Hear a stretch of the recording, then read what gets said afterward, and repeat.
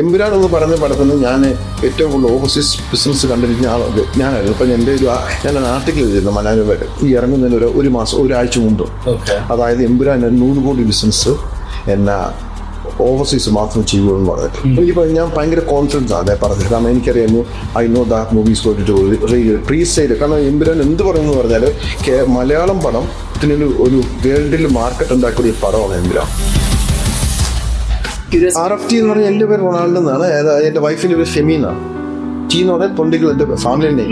അതാണ് RFT films. Family supportive ആണോ? എങ്ങനെയായിരുന്നു? 100% ഓഫ് കോഴ്സ്. പെട്ടി ചുമക്കും ഞാനിപ്പോൾ ഓർക്കുന്നത്. ഞാൻ ഈ പെട്ടി ചുമന്ന് പറയുമ്പോൾ ഒരു കൈ കൊച്ച്, കാരണം ഈ 30 ഗ്രാം ഞാൻ എനിക്ക് അന്നൊന്ന് രണ്ടാമത് പ്രഗ്നൻ്റായിരുന്നു. അപ്പം ഞങ്ങൾ എന്നാ ഒരു കൈ കൊച്ചിനെ പിടിക്കുന്നു, ഒരു കയ്യിൽ ഒരു പെട്ടി ഞാൻ പിടിക്കുന്നു, ഒരു കയ്യിൽ അപ്പുറത്ത് പിടിക്കുന്നു. നമ്മൾ എന്താണ് ശരിക്കും മുന്നോട്ട് പോവാൻ ഡ്രൈവ് ചെയ്ത ഒരു കാര്യം? ഐ ഓൾവേസ് ലൈക്ക് എനിക്ക് ആദ്യം എൻ്റെ ചെറുപ്പത്തിൽ I was not good at studies, I was not good at sports, I was into acting. 2012 തൊട്ട് 2000 വരെ നമ്മൾ ഈ സ്ട്രഗിളിലോ ഇതൊന്നും ഒരിക്കലും ഈസി ആയിരുന്നു. മണി മേക്കിംഗ് എന്നുള്ളൊരു ആംഗിൾ മാറ്റി നിർത്തപ്പെടാമെന്നുണ്ടെങ്കിൽ RFT ഫിലിംസ് അല്ലെങ്കിൽ സിനിമ ഇവിടെ കൊണ്ടുവരും. എന്താണ് ബ്രോൻ്റെ ഒരു ആംഗിളും അതിനോടുള്ള? എന്നെ ഏറ്റവും വലിയ ആഗ്രഹമായിരുന്നു ലോകത്ത് എല്ലാ രാജ്യത്തും മലയാളം പടത്തിലേക്ക്. അതാണ് എൻ്റെ ഏറ്റവും വലിയ ആഗ്രഹം.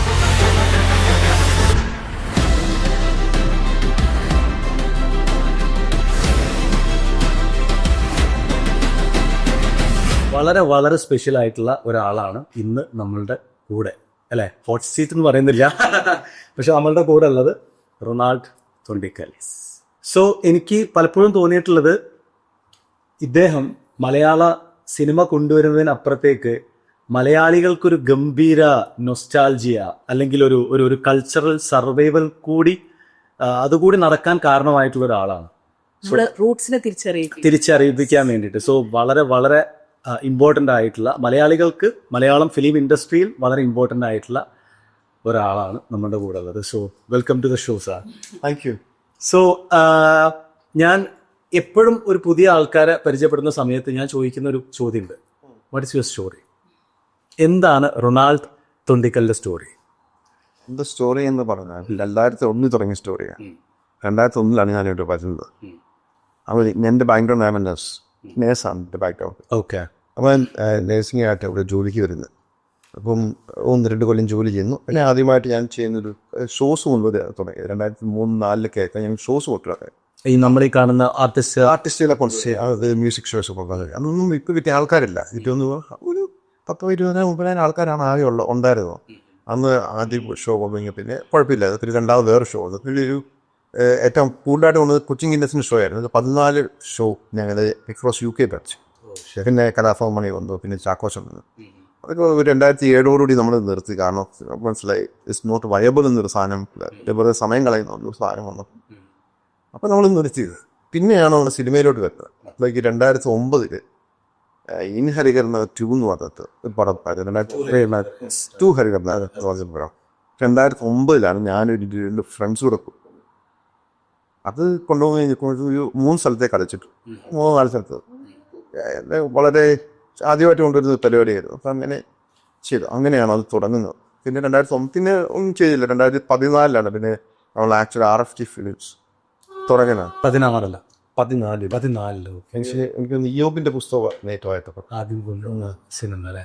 മലയാള സിനിമയ്ക്ക് ഇങ്ങനെ ഒരു വലിയ സ്പേസ് UK ഉണ്ട് എന്ന് അങ്ങനെ തോന്നിയത് കൊണ്ടാണോ? ഓക്കെ, മലയാള സിനിമ അത് റെക്കഗ്നൈസ് ചെയ്യപ്പെടണം, പുറത്തും റെക്കഗ്നൈസ് ചെയ്യപ്പെടണം, മലയാളികൾക്ക് എങ്ങനെയാണ് ഈ ഒരു തോട്ടിലേക്ക് എത്തുന്നത്? ലൈക്ക് അത് ആക്ച്വലി തോട്ടിലേക്ക് എത്താൻ എൻ്റെ ഒരു ഫ്രണ്ടാണ്. പുള്ളിയുടെ ഫാദർ വേണ്ട ആ പുള്ളിയാണ്. പുള്ളിയുടെ ഫാദർ പണ്ടൊക്കെ, അതായത് 1890s പുള്ളിയായിരുന്നു ഒരു പടം കൊണ്ട് ഇങ്ങനെ 1-2 സ്ഥലങ്ങളിൽ കളിക്കുക. ബോളിയൻ തിയേറ്റർ എന്ന് പറഞ്ഞില്ല, ഈസ്റ്റ് ആം തിയേറ്റർ ഉണ്ടായിരുന്നു. അവിടെയായിരുന്നു ആൾക്കാർ കളിച്ചത്. അവിടെ ഇപ്പോൾ ഈ മലയാളികൾ കൂടുതലുണ്ടായിരുന്ന ആ ഈസ്റ്റ് ആം ഇൽഫോളൊക്കെ ഏരിയയില്ല. ശരി, അവിടെയായിരുന്നു കളിച്ചുകൊണ്ടിരുന്നത്. 80s 90s മുതലേ ഇവിടെ പ്രാക്ടീസ് ചെയ്തില്ല നേഴ്സായിട്ട്? അല്ല, ഞാനിപ്പോൾ ഇല്ലായിരുന്നു. ഞാൻ വരുമായിരുന്നു. അന്ന് ഒത്തിരി ആൾക്കാരുണ്ട്. പുള്ളിയുടെ മകൻ പ്രജീഷ് നോയ് പുള്ളിയാണ് തുടങ്ങുന്നത്. പുള്ളിയുടെ ഫാദറിൻ്റെ ഒരു ഇത് വെച്ചിട്ടാണ് പുള്ളി തുടങ്ങിയത്. അങ്ങനെ പുള്ളിയുടെ കൂടെയാണ് ഞാൻ ഈ തുടങ്ങി. 2009 ഞങ്ങൾ തുടങ്ങുന്നത്. ഞാനിൽ പ്രജീഷ് ഷെർമ എന്നൊരു കൂട്ടുകാരൻ്റെ കൂടെയാണ് ഞങ്ങൾ തുടങ്ങുന്നത്. ഇതിനകത്ത് ഇന്ന് 2014 ഞാനും അവരോട് പോയിട്ട് പടങ്ങൾ പിന്നെ തോന്നാറുള്ളതാണ്. പിന്നെ we were doing it continuously. പിന്നെ എന്നെ അന്നാണ് RSTCയിലും തുടങ്ങിയത്. ഏറ്റവും ഹാപ്പി ആയിട്ടുള്ള ഒരു മൊമെന്റ് എപ്പോഴായിരുന്നു, ഭയങ്കര ജോയ്ഫുൾ ആയിട്ട് തോന്നിയിട്ടുള്ള ഒരു മൊമെന്റ് എപ്പോഴായിരുന്നു? ഞാൻ ഈ പടങ്ങൾ കൊണ്ടുവരുന്നത്, ഈ മലയാള പടങ്ങൾക്ക് പണ്ടൊന്നും വലിയ മാർക്കറ്റില്ല. ഞാൻ ഈ വിജയുടെ പടങ്ങൾ, ഈ തമിഴ് പടങ്ങൾ വരും. ഞാനിങ്ങനെ വേൾഡിൻ്റെ ഒക്കെ സൈറ്റിൽ കയറുന്നു. സൈറ്റിൽ കയറി നമ്മളിങ്ങനെ ഫസ്റ്റ് ഒരു ഈ ഓപ്പൺ ചെയ്യുമ്പോൾ തന്നെ ഇത് ഫുൾ സോൾഡ് ഔട്ടാണ്. എനിക്ക് ലൂസിഫർ എന്ന് പറഞ്ഞ പടം വന്നപ്പോഴാണ് എനിക്കത് ആദ്യത്തെ ഇങ്ങനൊരു ഫീൽ ഉണ്ട്. പക്ഷേ it was okay, it was not like ഈ തമിഴ് പടം പോലെ വന്നില്ല. പക്ഷേ അതൊക്കെ മാറിയത് ഈ ഇമ്പുരാൻ എന്ന് പറഞ്ഞ പടം വന്നപ്പോഴാണ് ഐ വാസ് സോ ഹാപ്പി. കാരണം എന്താണെന്ന് വെച്ചാൽ അത് ഈ ഇതിനേക്കാൾ കൂടുതൽ ബുക്കിംഗ് ആയിപ്പോയി. നമുക്ക് ഓരോ തിയേറ്റർ ഓപ്പൺ ചെയ്ത് സോൾഡ് ഔട്ട് ആവുന്നു. അങ്ങനെ വന്ന് എന്നെ അതാണ് ഏറ്റവും വലിയൊരു ഹാപ്പി ലെവലിന്റെ. ഫസ്റ്റ് റിലീസ് ചെയ്ത സിനിമ ഏതാണ്? ഫസ്റ്റ് ഡിസ്ട്രിബ്യൂട്ട് ചെയ്ത് അങ്ങനെ ഡിസ്ട്രിബ്യൂട്ട് ചെയ്ത് 2000 അത് ഡിസ്ട്രിബ്യൂട്ട് ചെയ്യാന്ന് പറഞ്ഞാൽ അന്നെന്ന് പറഞ്ഞാൽ ഇപ്പൊ 2009 മറ്റേ ഇനി ഹരികർന്ന് 2 ഉണ്ടോ 3-4 സ്ഥലത്തെ കളിച്ചു. മെയിൻലി ആൾക്കാർ ഉള്ളത് ഈ ബോളിയൻ സിനിമയിലാണ്. ബാക്കി പുറത്തുനിന്ന് ഇല്ല. ഈ മലയാള സിനിമ സത്യം പറഞ്ഞു ഇപ്പോഴാണ് ഇവിടെ ഒത്തിരി ആൾക്കാർ വന്നുകൊണ്ട് ഇറ്റ്സ് ഫൈൻ. നമ്മൾ ഒത്തിരി ചലഞ്ചസ് കൂടെ കടന്നു പോകുന്ന ആൾക്കാരാണ് നമ്മൾ. കാരണം എന്താണെന്ന് വെച്ചാൽ ഇപ്പൊ 2009 പടം കൊണ്ടുവന്നു. അന്ന് പെട്ടിയെ അന്ന് റീൽ എന്ന് പറഞ്ഞാൽ 10-30 കിലോ ഉണ്ട്. നമ്മൾ പോലെ എടുത്തോണ്ട് പോയിട്ട് ആരും ഇല്ല സഹായം ചെയ്യാൻ. അപ്പം നമ്മൾ ഈ കെട്ടി ചുമന്നുകൊണ്ട് പോയി ഒരു തിയേറ്ററിൽ 3 പെട്ടി അല്ലെങ്കിൽ 2 പെട്ടിയാണ് പറഞ്ഞത്. അപ്പം ഒരു പെട്ടി ഇവിടെ ലണ്ടറിൽ പോകും. കാരണം അവിടെ ഇന്ന് ഷോ ഉള്ളതുകൊണ്ട് അവിടെ ആ പെട്ടി. പിന്നെ ബാക്കി പെട്ടിയാണ് ഇങ്ങനെ കൊണ്ടു നടക്കുന്നത്. അപ്പം നമ്മളൊരു സ്ഥലത്ത് ഇത് ഷോ കഴിഞ്ഞിട്ട് അടുത്ത സ്ഥലത്തേക്ക് നമ്മൾ ഈ നമ്മുടെ കാറിൽ കൊണ്ടുപോയി നമ്മൾ ഓരോ ഷോ കഴിയുമ്പോഴും പെട്ടി കുറവാണല്ലോ. ഇന്ന് ഒരു പെട്ടിക്ക് 30,000-40,000 രൂപയുണ്ട്. അപ്പം നമ്മളൊക്കെ ഒരു ഇത് കൊടുത്തു കഴിയുമ്പോൾ ഒരു 1-2 പെട്ടി, ചിലപ്പോൾ 3 പെട്ടി തരും. അപ്പോൾ ഒരു പെട്ടി യൂറോപ്പിൽ വിടും. അപ്പോൾ ഈ സ്വിറ്റ്സർലൻഡിലൊക്കെ അന്ന് ആൾക്കാരാണ് ഒത്തിരി മലയാളീസൊക്കെ അവിടെ സ്വിറ്റ്സർലൻഡിൽ കളിക്കുക. പിന്നെ ബാക്കി ഇങ്ങനെ യൂറോപ്യൻ രാജ്യങ്ങളൊന്നും കളിക്കില്ല. അപ്പൊ ഈ 2 പെട്ടി കൊണ്ടാണ് നമ്മൾ മാനേജ് ചെയ്യുന്നത് അല്ലേ. സോ അത് എൻറ്റയർലി ഡിഫറെന്റ് ആയിട്ടുള്ളൊരു കാര്യമാണ്. പക്ഷെ ഞാൻ ചോദിക്കുന്നത് എന്താ വെച്ച് കഴിഞ്ഞാൽ ഇപ്പോൾ ഒരു 11-12 വർഷമായിട്ട് ഫിലിം ഇവിടെ ഡിസ്ട്രിബ്യൂട്ട് ചെയ്യുന്നുണ്ട്. എന്താ തോന്നിയത് ഇവിടുത്തെ ഓഡിയൻസ്, മലയാളി കേരളത്തിലുള്ള ഓഡിയൻസും ഇവിടുത്തെ മലയാളി ഓഡിയൻസിന്റെയും ഒരു സിനിമ കാണുന്ന രീതിയെ പറ്റിയിട്ട് എന്താ? ഇപ്പോൾ പുതിയ ഓഡിയൻസ് ചേഞ്ച് ലോട്ട്. ആർക്കും ഫസ്റ്റ് ഷോ കാണുന്നുണ്ട്. മൂവി ഭയങ്കര എക്സ്പെക്റ്റഡ് മൂവി ആണെങ്കിൽ അവർ നേരത്തെ തന്നെ ബുക്ക് ചെയ്യും. പണ്ട് അങ്ങനെ ഇല്ലായിരുന്നു. പണ്ട് ഞങ്ങൾ കൊണ്ടുവന്നിരുന്നത് ഒരാഴ്ച കഴിഞ്ഞിട്ടായിരുന്നു പടം കൊണ്ടുപോകുന്നത്. ഈവൻ ലൂസിഫർ വരെ നമ്മൾ ഒരാഴ്ച കഴിഞ്ഞിട്ടാണ് ഡിലേഡ് റിലീസ് ആകാൻ പറ്റുന്നത്. കാരണം പടം നല്ലതാണെങ്കിൽ നമ്മൾ അപ്പോൾ അന്നെന്ന് പറഞ്ഞാൽ ഒത്തിരി ചലഞ്ചസ് ഉണ്ടായിരുന്നു. അന്ന് ആൾക്കാരില്ലാത്തതുകൊണ്ട് ഇപ്പോൾ നമ്മളൊരു ഫോർ എക്സാമ്പിൾ നമ്മൾ സാധാരണ ചെയ്തുകൊണ്ടിരുന്നത് സൺഡേയും മൺഡേയോ അല്ലെങ്കിൽ സൺഡേയും ട്യൂസ്ഡേയോ ആണ് ഷോ വെച്ചത്. കാരണം സൺഡേ വീക്കെൻഡ് വർക്ക് ചെയ്യുന്നവർ, വീക്ക് ഡേയ്സ് വർക്ക് ചെയ്യുന്നവർക്ക് വീക്കെൻഡ് കാണാം, വീക്കെൻഡ് വർക്ക് ചെയ്യുന്നത് വീക്ക് ഡേയ്സ് കാണാം. അങ്ങനെ ഒരു കോൺസെപ്റ്റാണ് നമ്മൾ ചെയ്തത്. കാരണം 2 ദിവസം ചെയ്യേണ്ട ആൾക്കാരേ ഉള്ളൂ. അപ്പം നമ്മൾ ചെയ്യുമ്പോൾ നമ്മൾ നോക്കണം കുർബാന ഉണ്ടോ നോക്കണം, അല്ലെങ്കിൽ അസോസിയേഷൻ മീറ്റിംഗ് ഉണ്ടോ നോക്കണം. അങ്ങനെ ഒത്തിരി ഉണ്ട്. അപ്പം നമ്മൾ ചിലപ്പോൾ ഇത് സ്റ്റാർട്ട് മിക്കവാറും സൺഡേ ഈവനിങ്ങിലായിരിക്കും ഷോ വരെ. അപ്പം ചിലപ്പോൾ ആൾക്കാർ വെച്ചോ അവിടെ നമുക്ക് നമ്മളൊരു അസോസിയേഷൻ ആളുടെ കൊച്ചിൻ്റെ ബർത്ത്ഡേ ഉണ്ട് മാറ്റണം. അപ്പം നമ്മൾ മാറ്റണം. കാരണം നല്ല ആൾ വരത്തില്ല. കാരണം അത്രയും ആൾക്കാർ കൂട്ടും. ഇപ്പോൾ കുർബാന എന്തെങ്കിലും അപ്പം അന്നൊന്നും ഈ ഇപ്പോഴത്തെ പോലെ എല്ലാ ആഴ്ചയും കുർബാനയില്ല. മാസത്തിൽ ഒരു കുർബാനയൊക്കെ. അപ്പം അതുകൊണ്ട് അത് മാറ്റണം. അങ്ങനെ ഇതെല്ലാം ഒത്തിരി കോംപ്ലിക്കേറ്റഡ് ആണ് അന്നൊക്കെ. കാരണം ഇവരിപ്പം ഒരു വേറെ ബർത്ത്ഡേ ഉണ്ടെങ്കിൽ ഒരു 50-20 ഫാമിലി പോയാലേ നമുക്കൊരു ആൾ പറഞ്ഞു. നമുക്ക് തിയേറ്റർ ആളില്ല. ഭയങ്കര തുടക്ക സമയത്തൊക്കെ വളരെ കുറച്ച് ആളുകളെ മാത്രം മുന്നിൽ കണ്ടുകൊണ്ട് അല്ലേ ഭയങ്കര കുറവായിരുന്നു. കാരണം നമ്മളൊന്ന് ഒരു 20-30 സെന്ററിലായിരുന്നു നമ്മൾ പടം റിലീസ് ചെയ്തത്. കാരണം അത് കൂടുതൽ ആവശ്യമില്ല. ഇപ്പം നമ്മൾ എമ്പുരാൻ നമ്മൾ 303 സ്ക്രീൻ നമുക്ക് ലൊക്കേഷൻ നമ്മൾ റിലീസ് ചെയ്തു. അതൊരു വലിയ അച്ചീവ്മെന്റ്. അത് മാത്രമല്ല പിന്നെ ഈ 2012-13 സ്റ്റാർട്ട് ചെയ്തപ്പോൾ ഈ യൂറോപ്പിൽ എന്ന് പറഞ്ഞ ഒരു രാജ്യങ്ങളുണ്ട്, അല്ലെങ്കിൽ 2 രാജ്യങ്ങൾ നമ്മൾ കളിച്ചിട്ടുണ്ട്. നമ്മൾ മലയാള സിനിമ 40 രാജ്യങ്ങൾ കളിക്കുന്നു. അപ്പം നമ്മളെന്ന് പറഞ്ഞാൽ നമ്മളൊരു മൂവി കൊണ്ടുവരുകയല്ല ചെയ്തത്, വി ബിൽഡ് ദ മാർക്കറ്റ്. അതെ, തീർച്ചയായും. അപ്പം അതാണ് ഇവിടെ ഉണ്ടായിരിക്കുന്നത്. കാരണം ഒരു 2012 തൊട്ട് 2020 വരെ വി സ്ട്രഗിൾ ലോട്ട്. ഇതൊന്നും ഒരിക്കലും ഈസി ആയിരുന്നില്ല. കാരണം എന്താണെന്ന് വെച്ചാൽ ഇതിൻ്റെ സ്റ്റോറി പറയുകയാണെങ്കിൽ 2012 ഞാൻ പറയുന്നത് നമ്മൾ പെട്ടി ചുമന്നു പറയുന്നത്. പെട്ടി പിന്നെ മാറി DCP ആയി മാറി. DCP നമ്മൾ അവർ അപ്ലോഡ് ചെയ്യും, നമ്മൾ ഡൗൺലോഡ് ചെയ്യും, നമ്മൾ റൈറ്റ് ചെയ്യാം. അപ്പോൾ നമ്മൾ ഇത് ഡ്രൈവ് DCP റൈറ്റ് ചെയ്യുന്ന സാധനമുണ്ട്. ഈ DCP റൈറ്റ് ചെയ്യുന്ന സാധനം നമുക്കൊരു മാക്സിമം നമുക്ക് റൈറ്റ് ചെയ്യാൻ അറ്റ് എ ടൈം റൈറ്റ് ചെയ്യാൻ പറ്റുന്ന 6 അല്ലെങ്കിൽ 12 ആണ്. ഈ നമ്മൾ വീക്കെൻഡ് നമ്മൾ ജോലി ഉണ്ട്, ജോലിക്ക് പോകണം. ഇത് 1 man army ആയിരുന്നു. അതെ അതെ നമ്മൾ തന്നെയായിരുന്നു മുഴുവൻ ചെയ്തുകൊണ്ടിരുന്നത്. അപ്പം നമ്മളിത് റൈറ്റ് ചെയ്ത് രാവിലെ പോയിട്ട് മൺഡേ ജോലിക്ക് പോകുന്നതിന് മുമ്പ് ഈ സാധനം അയച്ചു കൊടുക്കണം. അപ്പം ഈ ഡ്രൈവിലാണ് നമ്മൾ റൈറ്റ് ചെയ്യണം. ഹാർഡ് ഡ്രൈവ് ഉണ്ട്. അപ്പോൾ ഒരു 500 GB ഹാർഡ് ഡ്രൈവ് വാങ്ങിക്കും. അതിൻ്റെ അകത്താണ് ഈ സാധനം റൈറ്റ് ചെയ്യുന്നത്. അപ്പോൾ ഈ 2 ടൈപ്പുള്ള ഡ്രൈവ് ഉണ്ട്. ഒന്ന് സിയാലി ഡ്രൈവ് എന്ന് പറഞ്ഞാൽ നല്ല കട്ടിയുള്ള ഒരു നമ്മൾ ഷെയ്ക്ക് ആയാലും കുഴപ്പമില്ല. അതിനന്ന് 150 പൗണ്ട്. ഈ ചെറിയ ഡ്രൈവ് ഉണ്ട്, അതിന് 30-35 പൗണ്ട് ഉണ്ടായിരുന്നു. അപ്പം നമ്മൾ എന്ത് ചെയ്യും, നമുക്ക് കോസ്റ്റ് സേവ് ചെയ്യാൻ വേണ്ടി നമ്മൾ ഈ ചെറിയ ഡ്രൈവ് എടുക്കും, അതിന് റൈറ്റ് ചെയ്യും. അത് റൈറ്റ് ചെയ്തിട്ട് നമ്മൾ ഇത് അയക്കും. അപ്പോൾ ഒരു 20% ഡ്രൈവിനും ഈ ഷെയ്ക്ക് ആവും, അല്ലെങ്കിൽ ഈ ഹാൻഡിൽ ചെയ്യുന്നത് ശരിയാവില്ല എന്നുമ്പോൾ എന്തെങ്കിലും പ്രശ്നം വരും. അപ്പോൾ നമ്മൾ വേറെ ഡ്രൈവ് അയക്കുക. പിന്നെ ഈ ഡ്രൈവ് ഒന്നും തിരിച്ചു വരണം, ഒരു 30-40% ഡ്രൈവും തിരിച്ചു വരും. അപ്പം നമുക്ക് ഓരോ പ്രാവശ്യം പടങ്ങൾ പുതിയ ഡ്രൈവ് ഇതൊക്കെ ഭയങ്കര കോസ്റ്റ്ലി അതൊക്കെ. നമ്മൾ പിന്നെ ഈ എമ്പുരാൻ ലൂസിഫർ വരുമ്പോഴാണ് നമ്മൾ ഈ സാധനം മുഴുവൻ വേറെ ഒരു എക്സ്റ്റേണൽ ഏജൻസി ഏൽപ്പിക്കരുത്.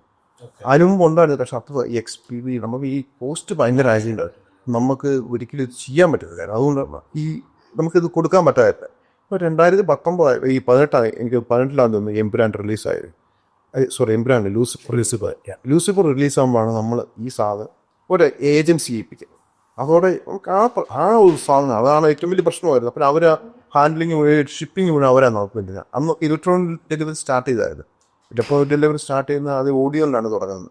ബാക്കിയുള്ള തിയേറ്റേഴ്സ് ഈ ഇലക്ട്രോണിക് ഡെലിവറി ആണ്. അന്ന് ഹാർഡ് ഡ്രൈവ് ആയിരുന്നു. പക്ഷെ അവർ ചെയ്തുകൊണ്ടിരിക്കും. ഇപ്പോൾ ആണെന്ന് പറഞ്ഞാൽ ഇവർ തന്നെ ചെയ്യും, നമുക്കൊന്നും അറിയണ്ട. നമ്മൾ ജസ്റ്റ് ഓൺലൈൻ കയറുക, ഓർഡർ ചെയ്യുക, സാധനം കൊടുക്കുക, ഈസിയാണ്. എല്ലാവരും ചോദിക്കുന്ന ഒരു കാര്യമുണ്ട്, ഡിസ്ട്രിബ്യൂഷൻ ഭയങ്കര ഈസി ആയിട്ടൊരു കാര്യമാണ്. ഹൗ ടു ഡു ഡിസ്ട്രിബ്യൂഷൻ എല്ലാവർക്കും ഒരു ക്യൂരിയോസിറ്റി ഉണ്ട്. അത് സിനിമ വരുന്നത് മാത്രമാണല്ലോ, പ്രത്യേകിച്ച് ഇപ്പം എന്നെ പോലുള്ള ആളുകളാണെങ്കിലും മലയാള സിനിമ ഇവിടെ റിലീസാവുന്നു, അത് കാണുന്നു, പോകുന്നു. പക്ഷെ ഇതിന്റെ പിന്നിലുള്ള ആ ഒരു സ്ട്രാറ്റജി എന്താണെന്നുള്ളത് അറിയില്ല. തീർച്ചയായിട്ടും ഇതിനകത്ത് ഈ സിനിമ ഡിസ്ട്രിബ്യൂഷൻ എളുപ്പമാണെങ്കിൽ എന്നോട് ഒത്തിരി പേര് വിളിച്ചു ചോദിക്കാൻ എങ്ങനെയാണ് തുടങ്ങുന്നത്. ഞാൻ എല്ലാവരും അത് ഈസ് PC. കാരണം ഞാൻ ചോദിക്കുന്നത് ഭയങ്കര ഡെഡിക്കേഷൻ, ഹാർഡ് വർക്ക് ആവശ്യമുണ്ട്. ഇപ്പം എന്നെ സംബന്ധിച്ച് എനിക്കിപ്പം ഞാനൊരു ഇത്രയും നാളായിട്ട് ചെയ്യുന്നതുകൊണ്ട് ഐ ഹാവ് എ ടീം. അപ്പോൾ എന്നെ സംബന്ധിച്ച് കുറച്ച് ഈസിയാണ്. കാരണം I been do for so long. And പിന്നെ എനിക്കറിയാം ഇതെങ്ങനെയാണ് ചെയ്യേണ്ടത്. ഇപ്പം ഇപ്പോഴത്തെ ഏറ്റവും വലിയ ചലഞ്ച് എന്ന് പറഞ്ഞപ്പം ഗീവ് എൻ എക്സാമ്പിൾ. ഇപ്പം ബബ്ബ എന്ന് പറഞ്ഞ പടം റിലീസ് ചെയ്തു. അത് ഈ റീസെൻ്റ്ലി റിലീസ് ചെയ്ത അതിൻ്റെ ഡ്രൈവ് വന്നത് ഏറ്റവും ലേറ്റ് ആയിട്ടാണ്. എനിക്ക് തേഴ്സ്ഡേ റിലീസ് ചെയ്യുന്നു. തേഴ്സ്ഡേ മോർണിംഗിലാണ് നമുക്ക് ഈ സാധനം ഡ്രൈവ് വരുന്നത്. അത് പടം റെഡിയാകുന്ന തേഴ്സ്ഡേ മോർണിംഗ് ആണ്. റിലീസിന്റെ അന്ന് തന്നെയാണ് ഒന്നാണ് ഈ സാധനം ഡിലേ. അപ്പം നമുക്കുള്ള സ്റ്റാഫോടൊക്കെ ഇവർ ഓരോരുത്തർ പോയിട്ട് ഈ സാധനം പോയി കളക്ട് ചെയ്യും. അതെന്ന് പറഞ്ഞാൽ 2 കിലോ ഉണ്ട് ഒരു സാധനം. ഒരു ഡ്രൈവ് എന്ന് പറഞ്ഞാൽ 2 കിലോ ഉണ്ട്. അപ്പം അന്ന് ഭയങ്കര മഴയാണ്. ഈ മഴയത്ത് പോയിട്ട് 10 ഡ്രൈവ് എടുത്ത് വന്നിട്ട് ഒരാളെടുത്തിട്ട് വന്നിട്ട് ലണ്ടറിൽ കൊണ്ടുപോയി 5 പേരെ പറഞ്ഞിട്ടിട്ട് ഒരാൾ ലിവർപൂളിൽ പോകുന്നു, ഒരാൾ മാഞ്ചസ്റ്ററിൽ പോകുന്നു, ഒരാൾ ഇവിടെ ബ്രിസ്റ്റോളിൽ പോകുന്നു, ഒരാൾ ഓക്സ്ഫോർഡിൽ പോകുന്നു, പിന്നെ ലണ്ടനിൽ ഒരാൾ പോകുന്നു. ഈ സ്ട്രഗിൾസ് ശരിക്കും ആരും അറിയുന്നില്ല. കമന്റ്സ് വരുന്ന കാണണം, ലൈക്ക് ഷോസ് ക്യാൻസൽ ആയി, ഷോ ക്യാൻസൽ ആകുന്ന വെച്ചാൽ അപ്പം നമ്മളിത് 7 മണിക്ക് പോയിട്ട് അവിടെ പോയിട്ട് വാങ്ങിച്ചിട്ട് ഇത് ഇവിടുന്ന് ലിവർപൂളിൽ എത്താൻ ട്രെയിൻ എടുത്താലും 3 മണിക്കൂർ. ഈ സാധനം എടുത്തിട്ട് അവിടെ വന്ന് അങ്ങനെയാണ് ഷോ ക്യാൻസൽ ആക്കാൻ. അപ്പോൾ അങ്ങനത്തെയാണ് ഇതാണ് സ്ട്രഗിൾ. ഇതൊരു വൺ ഓഫ് അല്ല, ഇത് ഇടയ്ക്ക് എപ്പോഴും സംഭവിക്കുന്നത്. പിന്നെ ഇപ്പം ഞാൻ ഫോർ എക്സാമ്പിൾ പറയാം, എമ്പുരാൻ്റെ ഐമാക്സ് ഷോ മുഴുവൻ ഫസ്റ്റ് ഡേയിൽ എല്ലാം ക്യാൻസലായി. കാരണം കണ്ടന്റ് വന്നിട്ടില്ല. അപ്പം അങ്ങനത്തെ ഒത്തിരി ചലഞ്ചസ് നമുക്ക് ഇതിനകത്ത് വരാറുണ്ട്. അപ്പോൾ ആൾക്കാർ പറയും എന്തുകൊണ്ടാണ് ഷോ ക്യാൻസൽ ചെയ്യുന്നത്, എന്തുകൊണ്ടാണ് നിങ്ങൾക്ക് ഇത് ചെയ്യാൻ പറ്റും, നിങ്ങൾ എന്താ ചെയ്യുന്നത്? അതൊരു ഡിസ്ട്രിബ്യൂഷൻ ഗ്യാംബ്ലിംഗ് ആണെന്ന് തോന്നുന്നു. How do you think?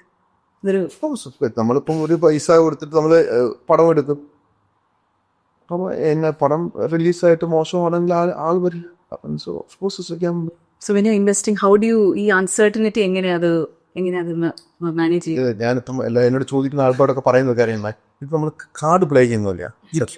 Card നമുക്ക് ഒരിക്കലും ജാക്ക്പോട്ട് ദാറ്റ്സ് ഇറ്റ്. അത് തന്നെയാണ് ഗെയിം അല്ലേ? അതാണ് എൻ്റെ നമ്മൾ ചിലപ്പോൾ നമുക്ക് അറിയാൻ പറ്റും ഇതെങ്ങനെയാണ് കളിക്കേണ്ടത്. Soul experience. റോഷിനി പറഞ്ഞ പോലെ വളരെ അൺസർട്ടനിറ്റി നിറഞ്ഞിട്ടുള്ള ഒരു മേഖലയാണത്. അപ്പം ഈ ഒരു പർട്ടിക്കുലർ ബിസിനസ് നിർത്താൻ ഒരുപാട് സിറ്റുവേഷൻസ് ഉണ്ട് ബ്രോന്റെ മുന്നിൽ. കാരണം ഇപ്പം ഇത് ആക്ച്വലി ഈ ചോദ്യം ഇവിടെ ഓൺട്രപ്രണർ ആവാൻ ആഗ്രഹിക്കുന്ന ആളുകൾക്ക് കൂടെ വേണ്ടിയിട്ടാണ് കേട്ടോ. കാരണം ഒരുപാട് നിർത്താൻ സിറ്റുവേഷൻസ് ഉണ്ട്. ജോലി സ്വന്തമായിട്ടൊരു ജോലി ചെയ്യുന്നുണ്ട്. അതിൻ്റെ കൂടെ വൺ മാൻ ആർമി ആയിട്ടാണ് ആദ്യമൊക്കെ ഈ ഒരു ഫിലിം ഡിസ്ട്രിബ്യൂഷൻ പ്രോ ചെയ്തത്. എന്താണ് ശരിക്കും മുന്നോട്ട് പോവാൻ ഡ്രൈവ് ചെയ്ത ഒരു കാര്യം? Okay, I have to do this, അല്ലെങ്കിൽ I want to do this എന്ന് തോന്നുന്ന ഒരു റീസൺ എന്താ ശരി? ഐ ഓൾവേസ് ലൈക്ക് എനിക്ക് ആദ്യം എൻ്റെ ചെറുപ്പത്തിൽ I was not good at studies, I was not good at sports. I was into acting. അപ്പം നമുക്ക് നാടകങ്ങളിലൊക്കെ അഭിനയിച്ചിട്ടുണ്ട്. അപ്പോൾ എനിക്ക് ഭയങ്കര താല്പര്യമായിരുന്നു. അപ്പോൾ ഒരു ആക്ടറാണെന്ന് ഭയങ്കര ആഗ്രഹമായിരുന്നു. പക്ഷേ ഐ തിങ്ക് യാതൊരു ഗൈഡ് ചെയ്യാനോ അങ്ങനെയൊന്നും ആൾക്കാരില്ലായിരുന്നു. പിന്നെ ഞാൻ ഇത് കഴിഞ്ഞു. അപ്പം ഞാൻ +2 കഴിഞ്ഞിട്ട് ഞാൻ ഇവിടെ ഈ പൂനെ ഫിലിം ഇൻസ്റ്റിറ്റ്യൂട്ടിൽ പഠിക്കണമെന്നായിരുന്നു ആഗ്രഹം. അപ്പം ഞാൻ അതിനുള്ള ആപ്ലിക്കേഷൻ സാധനം റെഡിയാക്കി അയച്ചു കൊടുത്തു. അപ്പം പിന്നെ ഇപ്പോൾ ഒരു ഇത് വന്നു, ഇത് ചെയ്ത് കഴിഞ്ഞു. നമുക്ക് അറിയില്ലല്ലോ അന്നത്തെ നമുക്ക് സക്സസ്ഫുൾ ആകുമെന്നൊരു പേടി വന്നുകൊണ്ട് അപ്പം വീട്ടിൽ പറഞ്ഞത് നേഴ്സിങ്ങിനെ പോകണം. ശരി, നേഴ്സിങ്ങിനാണ്. അപ്പം അന്ന് വലിയ മാർക്കൊന്നുമില്ല, അന്ന് നേഴ്സിങ്ങിനെ പോകട്ടെന്ന് വിചാരിച്ചു. അങ്ങനെയാണ് നേഴ്സിങ്ങിന് പോകും. നേഴ്സിംഗ് കഴിഞ്ഞ് പിന്നെ അവിടെ 2 കൊല്ലം ജോലി ചെയ്യുന്നു. പിന്നെ കുറച്ച് ജോലി 2 കൊല്ലം കഴിഞ്ഞിട്ട് വീട്ടിൽ ഒരു 7-8 മാസം വന്ന് നിൽക്കുന്നത്. അപ്പോൾ ഓർത്ത് എന്തെങ്കിലും ചെയ്യാം, ഇങ്ങനെ ഒരു അഭിനയിക്കാനുള്ള പരിപാടികളൊക്കെ നോക്കാമെന്നൊക്കെ ഓർത്ത്. പക്ഷെ നമുക്കൊരു ഓപ്പർച്യൂണിറ്റി വന്നില്ല. ഓപ്പർച്യൂണിറ്റി നമ്മൾ എന്താ പറയുക, നമുക്കൊരു ഓപ്പണിങ് കിട്ടും, അല്ലെങ്കിൽ നമുക്കിത് എങ്ങനെയാണ് ആരെ അപ്രോച്ച് ചെയ്യും. ഞാനൊരു ഗ്രാമത്തിൽ നിന്നുള്ളതാണ്, നമുക്ക് അറിയില്ല ആരെയാണ് ഇത് എങ്ങനെയാണ് ആരെയാണ് കാണേണ്ടത്, എവിടെയാണ് പോകേണ്ടതെന്നൊക്കെ നമുക്കറിയില്ല. അങ്ങനെ വന്നപ്പം പിന്നെ ബാംഗ്ലൂരിൽ ജോലി കിട്ടി. അവിടെ നിന്ന് പോകുന്നു. അവിടെ നിന്ന് 8 മാസം നിൽക്കുന്നു. അന്നാണ് ഇങ്ങോട്ട് സെലക്ഷൻ വരും. അപ്പോഴും സിനിമ മനസ്സിലുണ്ട്. പിന്നെ ഇവിടെ ജോലിയായി. ജോലി കഴിഞ്ഞപ്പം ഇവിടെ ജോലിയിലോട്ട് പോകുന്നു. പിന്നെ പൈസ ഉണ്ടാക്കണം എന്നൊരു തോന്നലായി. അങ്ങനെ ജോലി കയറി ജോലി ചെയ്തു. അങ്ങനെയാണ് ഈ ഷോസൊക്കെ വരും. അങ്ങനെയാണ് പിന്നെ ഷോസ് ചെയ്യുന്നത്. അത് കഴിഞ്ഞിട്ടാണ് പിന്നെ ഷോസ് കഴിഞ്ഞിട്ട് എനിക്ക് തോന്നി വെറുതെ പൈസ കളയാൻ സമയം കളയാൻ എന്നുള്ളത് കാര്യമില്ല. കാരണം അന്ന് ആൾക്കാരില്ല ഇവിടെ. പിന്നെ അന്നത്തെ കുറച്ച് ചലഞ്ചസ് എന്ന് പറഞ്ഞാൽ we are not doing in a proper way. നമ്മൾ എന്ത് കാര്യം ചെയ്യുമ്പോഴും നമ്മൾ പ്രോപ്പറായിട്ട് ചെയ്തില്ലെങ്കിൽ നമുക്ക് ഒത്തിരി ബുദ്ധിമുട്ടുകളുണ്ടാകും. ഇപ്പോൾ നമ്മൾ ഷോ ചെയ്യുന്നത് നമ്മൾ ഈ have to form a company, വേറെ എൻ്റർടൈൻമെൻറ്റ് കമ്പനി കൂടെ അങ്ങനെയൊക്കെ ചെയ്താൽ വിസ കിട്ടാനൊക്കെ എളുപ്പമുണ്ട്. അപ്പോൾ അന്നെന്ന് പറഞ്ഞു കഴിഞ്ഞാൽ നമുക്കങ്ങനെ ഒരു കമ്പനി ഒന്നും ഇല്ലായിരുന്നു. നമ്മൾ ഒരു അസോസിയേഷനിലൊക്കെ പോയി ചെയ്യുന്നു. അങ്ങനെയൊക്കെ വന്നു കഴിയുമ്പോൾ അതിനിപ്പോൾ ഞാൻ 2 പ്രാവശ്യം വിസ കൊടുക്കുന്ന 2 പ്രാവശ്യം തള്ളിപ്പോന്നു. അങ്ങനെയൊക്കെ പിന്നെ ഒരു മനസ്സിൽ നമുക്ക് സ്റ്റോപ്പ് ഇറ്റ് എന്നൊരു സാധനം കൊള്ളി. അങ്ങനെയാണ് അത് ഷോസിൻ്റെ കാര്യങ്ങൾ നടത്തുന്നത്. Before we go further, നമുക്ക് just a name RFT. What does it stand for? എനിക്കറിയാം that from outside when we look it's just a company, but there's your name also, and what does it refer to? എല്ലാവരും അറിയാൻ ഒരു curious. RFT എന്ന് പറഞ്ഞാൽ എൻ്റെ പേര് Ronaldo എന്നാണ്. എൻ്റെ വൈഫിൻ്റെ പേര് ഫെമീന. ടി എന്ന് പറഞ്ഞാൽ തൊണ്ടിക്കൽ എൻ്റെ ഫാമിലി നെയിം. അതാണ് RFT ഫിലിംസ്. അതൊരു ഭയങ്കര റെസ്പോൺസിബിലിറ്റി ആയിട്ട് തോന്നിയിട്ടുണ്ടോ? ഫാമിലി നെയിമിനെ എങ്ങനെ ലെഗസി ആയിട്ട് മുമ്പോട്ട് കൊണ്ടുപോകുക? ഇത് നമ്മളെ ഒരിക്കലും തുടങ്ങിയപ്പം RFT ഫിലിംസ് എന്ന് പറഞ്ഞിട്ട് അങ്ങനെ ഇതിനു വേണ്ടി തുടങ്ങിയൊരു കമ്പനി അല്ലായിരുന്നു. അപ്പം ഞാൻ ഈ കമ്പനി ഓപ്പൺ ചെയ്ത് വേറെ കാര്യത്തിന് വേണ്ടിയായിരുന്നു. ഓക്കെ. അപ്പം പെട്ടെന്ന് എൻ്റെ ഒരു ഫ്രണ്ട് ഇപ്പോൾ ഈ ബ്രിട്ടീഷ് എന്ന് പറഞ്ഞ ആളാണ് എന്നെ ഇതിലോട്ട് കൊണ്ടു. അപ്പോൾ അയാൾ എന്നിട്ട് ചോദിച്ചു, വരുന്ന ഒരു കമ്പനി നമുക്ക് തുടങ്ങണം. അപ്പോൾ ഒരു കമ്പനി ഫ്രീ ആയിട്ടുള്ള കമ്പനിയാണ്. എടാ RFT ഫിലിം RFT എന്ന് പറയുന്നത് RFT പ്രൈവറ്റ് ലിമിറ്റഡ് ആണ് കമ്പനിയുടെ പേര്. അപ്പം ഇവിടെ എടാ എങ്ങനെ ഒരു സാധനം ഉണ്ടോ എന്നാൽ അപ്പോൾ അത് ഉപയോഗിക്കാമെന്ന് പറഞ്ഞു. അത് RFT പ്രൈവറ്റ് ലിമിറ്റഡ്, അവനാണ് അത് RFT ഫിലിംസ് ആർട്ടിസ്റ്റ്. അങ്ങനെയാണ് ഇത് തുടങ്ങുന്നത്. അല്ലാതെ അന്നൊന്നും നമ്മളെങ്ങനെ ഇത് ഇത്ര വലുതാകുന്നോ, അങ്ങനെയൊന്നും ഇത്ര ആൾക്കാരിവിടെ വരുന്നോ, അങ്ങനെ ഇതൊരു വലിയ രീതിയിൽ വളരുമെന്നൊന്നും നമ്മൾ അന്ന് വിചാരിച്ചിട്ട്. ഫാമിലി സപ്പോർട്ടീവ് ആണോ? എങ്ങനെയായിരുന്നു? 100% ഓഫ് കോഴ്സ്. ഞാൻ വളരെ ഞാൻ സ്ട്രഗിളിൽ കൂടെ കടന്നു പോയ ആളാണ്. എന്നാൽ എനിക്ക് തോന്നുന്നത് നമ്മൾ ഇച്ചിരി സക്സസ്ഫുൾ ആകുന്നത് 2023-2024 ആകുമ്പോഴാണ് ഈ പടങ്ങൾ ഇതുപോലെയൊക്കെ നന്നായിട്ട് പോകുന്നത്. അതിനൊക്കെ വളരെ ബുദ്ധിമുട്ടി കടന്നു പോകുന്ന ആളുകൾ. അപ്പോൾ ഈ DCP ബോക്സസ് ഒക്കെ കൊണ്ടുപോകുമ്പോൾ വൈഫ് കൂടെ ഉണ്ട് ആ സമയത്ത്? ഇല്ല, 2000 ഞാൻ ഈ പെട്ടി ചുമക്കുമ്പോൾ ഞാനിപ്പോൾ ഓർക്കുന്നത്, ഞാൻ ഈ പെട്ടി ചുമന്ന് പറയുമ്പോൾ ഒരു കൈ കൊച്ച്, കാരണം ഈ 33 കിലോ ഉണ്ട് ഈ കൈ. അപ്പം ഞാൻ അന്നുകൊണ്ട് 2ാമത് പ്രഗ്നൻ്റ് ആയിരുന്നു. അപ്പം ഞങ്ങൾ എന്നെ ഒരു കൈ കൊച്ചിനെ പിടിക്കുന്നു, ഒരു കയ്യിൽ ഒരു പെട്ടി ഞാൻ പിടിക്കുന്നു, ഒരു കയ്യിൽ അപ്പുറത്ത് പിടിക്കുന്നു. അങ്ങനെയാണ് ഞങ്ങളിത്. അത് 1-2 തവണ അങ്ങനെ ഉണ്ടായിട്ടില്ല. ഒക്കെ ഇതൊന്നും എപ്പോഴും ചെയ്യുന്ന കാര്യങ്ങളല്ല. അപ്പം ഞാൻ സാധാരണ അപ്പോൾ ചില സമയങ്ങളിൽ നമുക്കിത് നമ്മൾ ചെയ്യേണ്ടതായിട്ട് വരും. കുറെ പേര് ചോദിക്കുന്ന ഒരു കാര്യം ഇവിടെ, എന്തുകൊണ്ട് നമ്മുടെ ഭാഗത്തേക്ക് സ്ക്രീനിങ് ഇല്ല, എന്തുകൊണ്ട് നമ്മുടെ ഔട്ടർ ലണ്ടൻ കുറച്ച് ഏരിയാസ് ഒക്കെ ഇങ്ങനെ ചോദിക്കുന്നു. ഭയങ്കര കൺസിസ്റ്റൻസ് ആയിട്ട് നമുക്ക് മെസ്സേജസ് ഒക്കെ കാണുകയും ചെയ്യാം. എന്തുകൊണ്ട് ഈ ഭാഗത്ത് ഷോ ഇല്ല? അതൊരു ഭയങ്കര ക്വസ്റ്റ്യൻ ആയിരിക്കും. അതെന്തായാലും നമ്മൾ ഏതും പടവും ചെയ്യുമ്പോൾ നമ്മൾ ഒരിക്കലും ഒരു വൈറ്റ് ഈസ് നിന്ന് പോകാറില്ല. അപ്പം നമ്മളിപ്പോൾ അവരോട് ചോദിക്കുന്നു, ഇപ്പം ഫസ്റ്റ് ക്വസ്റ്റ്യൻ തിയേറ്ററിൽ നമ്മൾ അവർ ചോദിക്കുന്നത് how much the movie we make. Expected എത്രയാണ് എക്സ്പെക്ട് നിങ്ങളുടെ ബോക്സ് ഓഫീസ് എക്സ്പെക്ടേഷൻ എത്ര അതിനൊരു ചോദ്യം. I have to honest. അപ്പം ചെയ്യുമ്പോൾ നമുക്ക് പടങ്ങൾ നമ്മൾ ഇത്രയും നാളത്തെ എക്സ്പീരിയൻസ് ഒന്നും എനിക്കറിയാം how much my movie will do എന്നൊക്കെ ഞാൻ പറയും. ഇത്ര പൈസ ഇത്രയാണ് ചെയ്യുന്നത് എന്ന് പറഞ്ഞു കഴിയുമ്പോൾ ദേ വിൽ ഗിവ്സ് ടു. അപ്പോൾ അവർക്ക് ഫസ്റ്റ് എന്നാ വർക്ക് ചെയ്യണം, അല്ല ഫസ്റ്റ് ഒരു 50 സൈറ്റ് അല്ലെങ്കിൽ 30 സൈറ്റ് അങ്ങനെയാണ് അവർ തരുന്നത്. അപ്പോൾ അവരാണ് ഡിസൈഡ് ചെയ്യുന്നത് എത്ര സൈറ്റ് വേണമെന്നുള്ളവർ. പിന്നെ നമുക്ക് പിന്നെ ഈ മൂവി നമ്മൾ ഉദ്ദേശിക്കുന്നതൊക്കെ കൂടുതൽ നന്നായിട്ട് വന്നാൽ നമുക്കിത് എക്സ്പാൻഡ് ചെയ്യാൻ പറ്റും. ഇപ്പോൾ ചില എനിക്കൊന്ന് ഞാൻ ഏറ്റവും ഫസ്റ്റ് വീക്കിൽ എനിക്ക് ഇപ്പോൾ ലൂസിഫർ എംപുരാൻ വന്നിട്ട് നമ്മൾ ഭയങ്കര വൈഡ് റിലീസ് ചെയ്തു. കാരണം വി നോ ദാറ്റ് അത് എക്സ്പെക്റ്റഡ് മൂവി. അത് മാത്രമല്ല ബുക്കിങ്ങും ഭയങ്കരമായിരുന്നു. നമുക്ക് പ്രീ സെയിൽ ഉണ്ടെങ്കിൽ നമുക്കിത് എക്സ്പാൻഡ് ചെയ്യാം. അപ്പം അതുകൊണ്ടാണ് ഇപ്പം ഒത്തിരി സ്ഥലത്ത് ഇല്ലാത്ത എന്താണെന്ന് വെച്ചാൽ അവരെ സംബന്ധിച്ച് തിയേറ്ററുകാരെ സംബന്ധിച്ചിടത്തോളം അവിടെ അത്ര ആൾക്കാരില്ലാത്തതുകൊണ്ടാണ്. അപ്പം ആൾക്കാർ ചിലപ്പം ചോദിക്കുന്നുണ്ട് ഞങ്ങൾ പോയപ്പോൾ ഫുള്ളായത്തില്ലോ. ഇവർ എപ്പോഴും ചോദിക്കുന്നൊരു ക്വസ്റ്റ്യനാണ്, ഞങ്ങൾ പോയപ്പോൾ അവിടെ ഫുള്ളായിരുന്നല്ലോ അപ്പം നിങ്ങൾ ആളുണ്ടെന്ന് പറയുന്നത്. അപ്പോൾ അവർ ആ ഒരു ദിവസം മാത്രമേ കാണുന്നുള്ളൂ. നമ്മളൊരു ലുക്കിംഗ് അറ്റ് പിക്ചർ എന്ന് പറഞ്ഞപ്പോൾ നമ്മളൊരു ഒരാഴ്ചത്തെ അല്ലെങ്കിൽ ഒരാഴ്ച ഓടിക്കഴിയുമ്പോൾ ഒന്നൊരു തിയേറ്റർ അല്ലെങ്കിൽ വീക്കെൻഡ് ഓടിക്കഴിയുമ്പോൾ അവർ നോക്കണം, അല്ല ഒരു ദിവസ ഷോ എല്ലാം നോക്കാം. പിന്നെ ഈ മലയാളം മൂവി എന്ന് പറഞ്ഞാൽ ആൾക്കാർക്ക് മനസ്സിലാക്കേണ്ട കാര്യം എന്താണെന്ന് വെച്ചാൽ ഇറ്റ്സ് വെരി വെരി ഇമ്പോർട്ടൻ്റ് ആയിട്ട് കാര്യം എന്താണെന്ന് വെച്ചാൽ മലയാളം മൂവി എന്ന് പറഞ്ഞാൽ UK ഇംഗ്ലീഷ് മൂവി ഉണ്ട്, പോളിഷ് ഉണ്ട്, ചൈനീസ് ഉണ്ട്, ഹിന്ദി ഉണ്ട്. ഇതൊക്കെ കഴിഞ്ഞിട്ടാണ് നമ്മുടെ റാങ്കിങ് വരുന്ന 5th or 6th ആണ്. അപ്പോൾ മലയാളം മൂവി അതിൻ്റെ മാർക്കറ്റ് അതാണ്. ഇപ്പം നമ്മളിപ്പം ഇന്ത്യൻ മൂവി എന്ന് പറഞ്ഞു കഴിഞ്ഞാൽ 45% ആണ് പിന്നെ UK മാർക്കറ്റ് ഷെയർ എന്ന് പറയുന്നത്. കാരണം UK സാധാരണ 1.2 to 1.5 ബില്യനാണ് ഒരു കൊല്ലത്തെ ടേൺ ഓവർ വരും മൂവി ബിസിനസ്സിൻ്റെ ടേൺ ഓവർ. അതിൽ നിന്ന് ഒരു ചെറിയ ഭാഗം, അതായത് ഒരു 40-50 മില്യനാണ് നമ്മുടെ കോൺട്രിബ്യൂഷൻ. അപ്പോൾ ഇന്ത്യൻ സിനിമയുടെ കോൺട്രിബ്യൂഷൻ. അപ്പോൾ ഇന്ത്യൻ സിനിമ വളരെ ചെറിയ, അവരെ സംബന്ധിച്ചിടത്തോളം നമ്മുടെ മാർക്കറ്റ് വളരെ ചെറിയ മാർക്കറ്റ്. നമ്മൾ പോകുമ്പോൾ നമ്മൾ ആൾക്കാർ വേറെ ചോദിക്കുന്നത് ഞാൻ ചെയ്തപ്പം ഇംഗ്ലീഷ് പടത്തിൽ 3 വരെയാണ്. പക്ഷെ അവർ മനസ്സിലാക്കാത്ത കാര്യം അത് അവരുടെ അല്ലല്ല ഇംഗ്ലീഷ് പടത്തിൽ 3 പേരാണ്. അത് അവർ 3 പേരെ ഉള്ളായിരിക്കാം. പക്ഷെ ഒരു ദിവസം അത് ചിലപ്പം ചെയ്യുന്ന ബിസിനസ്, ഒരു ദിവസം ബിസിനസ് എന്ന് പറഞ്ഞാൽ നമ്മുടെ ഒരു കൊല്ലം ഓടുന്ന ബിസിനസ് ആയിരിക്കും അവർ ചെയ്യുക. അത്രയും ഓളി അവർ കാണാത്തതുകൊണ്ടാണ്. ഈ 10 വർഷം കഴിഞ്ഞു അല്ലേ ഇത് ലോഞ്ച് ചെയ്തിട്ട്. നെക്സ്റ്റ് 10 years UK മൂവി ബിസിനസ്സിനെ എങ്ങനെയാണ് നോക്കിക്കാണുന്നത്? എന്തായിരിക്കും ഇന്ന് ചലഞ്ചിങ് ഭയങ്കരമായിട്ട് കോമ്പറ്റീഷൻ. കാരണം new players will come, the movie prices will go up. Challenging. ഈ ഒരു പർട്ടിക്കുലർ ബിസിനസ് മോഡൽ ഇനി അങ്ങനത്തെ ഒരു ഓൺട്രപ്രണർഷിപ്പ് തുടങ്ങാൻ ആഗ്രഹിക്കുന്ന ആൾക്കാരോട് എന്താണ് പറയാ? ഗാംബ്ലിംഗ് ബിസിനസ്, അതാണ് ഞാൻ പറയുന്നത്. ഈ ഗാംബ്ലിംഗ് ചെയ്യുമ്പോൾ ഒരു ഗട്ട് ഫീലിംഗ് ഇല്ലേ? What is that? അല്ലെങ്കിൽ ഒരു സിനാരിയോ ചോദിക്കാം, വാട്ട് ഇസ് ലൈക്ക് ഏറ്റവും നല്ല കോൺഫിഡന്റ് ആയിട്ട് ഒരു ഗട്ട് ഫീലിംഗിൽ സിനിമ എടുത്തു കഴിഞ്ഞിട്ട് അയ്യോ അത് ഫെയിൽ ആയി പോയി, പക്ഷേ it was A genius move, അങ്ങനെ എന്തെങ്കിലും ഒരു സിറ്റുവേഷൻ തോന്നിയിട്ടുണ്ടോ? ഞാനിപ്പോൾ ഒത്തിരി പടങ്ങൾ കണ്ടിട്ട് എടുക്കാറില്ല. പക്ഷേ ജഡ്ജ്മെന്റ് ഇപ്പോഴും പാടാറുണ്ട്. പല പടങ്ങളും നമ്മൾ വർക്കാകും നമ്മൾ വിചാരിക്കും, വർക്കാകാറില്ല. അതിൻ്റെ അകത്ത് അങ്ങനെ ഒരു സാധനമില്ല. എനിക്ക് നമ്മൾ പല മൂവിയും വർക്കാവും എന്ന് ഓർത്തിട്ടാണ് നമ്മൾ എടുക്കുന്നത്. അപ്പോൾ ഇപ്പൊക്കെ ചില പടങ്ങൾ കാണാറില്ല. അപ്പം നമ്മൾ നല്ല ഇൻട്രസ്റ്റ്, നല്ല ടോക്ക് ഉണ്ട്, okay definitely is going to be a hit ഹിറ്റാറില്ല. അപ്പം നമ്മൾ ഇറ്റ് ഈസ് മണി. UK നോക്കുകയാണെന്നുണ്ടെങ്കിൽ ഹിറ്റാവുന്ന മലയാള സിനിമയ്ക്ക് വേണ്ടിയ ക്വാളിറ്റി എന്താ? അങ്ങനെ UK മാത്രം ഹിറ്റാണെന്നില്ല. കാരണം നാട്ടിൽ ഹിറ്റായി മാത്രമേ ഇവിടെ ഹിറ്റാവും. വേറെ ഫാക്ടേഴ്സ് ഇല്ലേ? സ്ക്രീനിങ്ങിന് ഒരു ഫാക്ടേഴ്സ് ഉണ്ടാവില്ല നമുക്ക്? എങ്ങനെ ആ പടം ക്വാളിറ്റി റൺ ചെയ്യുന്നു? സ്ക്രീനിങ് സ്ഥലത്തിനെ വല്ല ബേസ് ചെയ്തിട്ടുണ്ടോ? Of course it's not about just movie bringing അല്ല. ഇത് അബൌട്ട് നമ്മൾ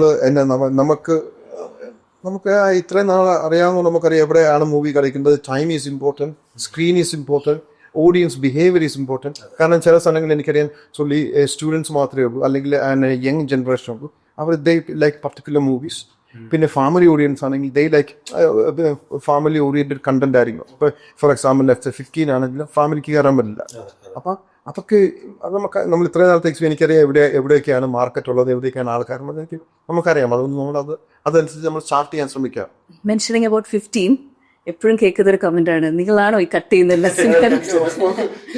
കട്ട് ചെയ്യുമ്പോൾ സിനിമകളിലെ വയലൻസ് പോർഷൻസ് കട്ട് ചെയ്യുക. പല സിനിമകളുടെ നമ്മള് ഫൈറ്റ് സീക്വൻസ് കണ്ടിട്ടില്ല. അതെ അതെ അതെ അതെ. ആൻഡ് പ്രത്യേകിച്ച് നിങ്ങളാണോ അത് തീരുമാനിക്കുക, ഡിസിഷൻ ഫാക്ടർ എന്താണ് എന്തുകൊണ്ടാണ് അങ്ങനെ ഒരു കട്ട് വരുന്നത്? അതെ. പക്ഷേ കട്ട് വരിക എന്ന് പറഞ്ഞു കഴിഞ്ഞാൽ നമ്മള് രണ്ട് മൂന്ന് കാര്യങ്ങൾ. നമ്മള് ഒരു ഫാമിലി ഇപ്പൊ ഒത്തിരി പേർ കട്ട് അങ്ങനെ ഫുൾ വേർഷൻ കാണണം.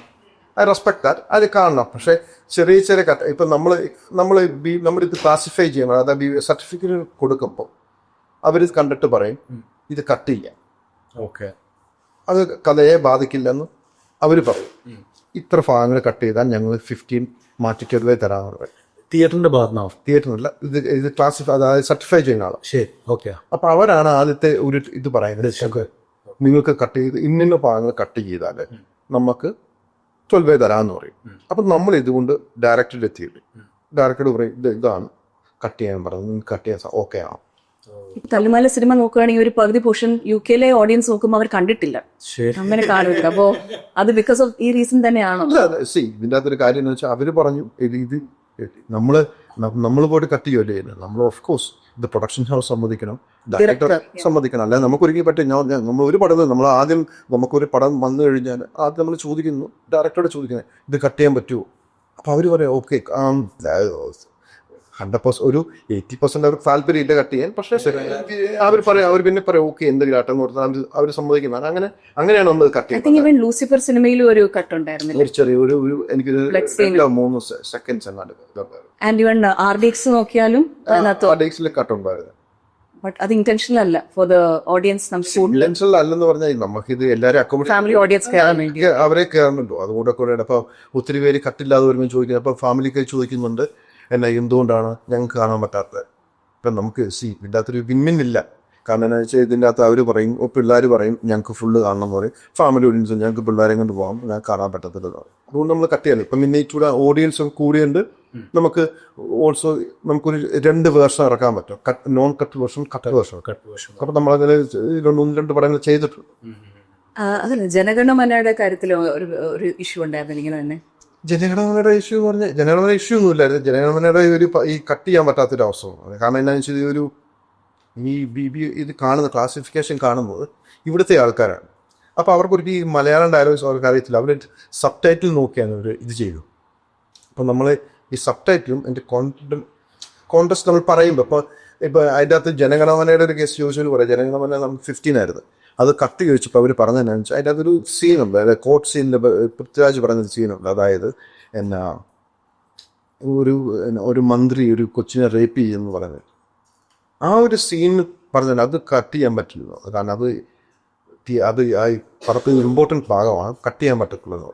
പക്ഷെ നമ്മളിത് കണ്ടു കഴിയുമ്പോൾ നമുക്ക് മലയാളത്തിൽ കേൾക്കുമ്പോൾ ആക്ച്വലി അത് റിലവൻ്റ് ആയിട്ട് അത് ഭയങ്കര ഇമ്പോർട്ടൻ്റ് ആയിട്ടൊരു വേർഡല്ല. പക്ഷെ അത് സബ് ടൈറ്റിൽ വരുമ്പോൾ അത് ഭയങ്കരമായിട്ട് ഇവരത് ഇത് ചെയ്യും.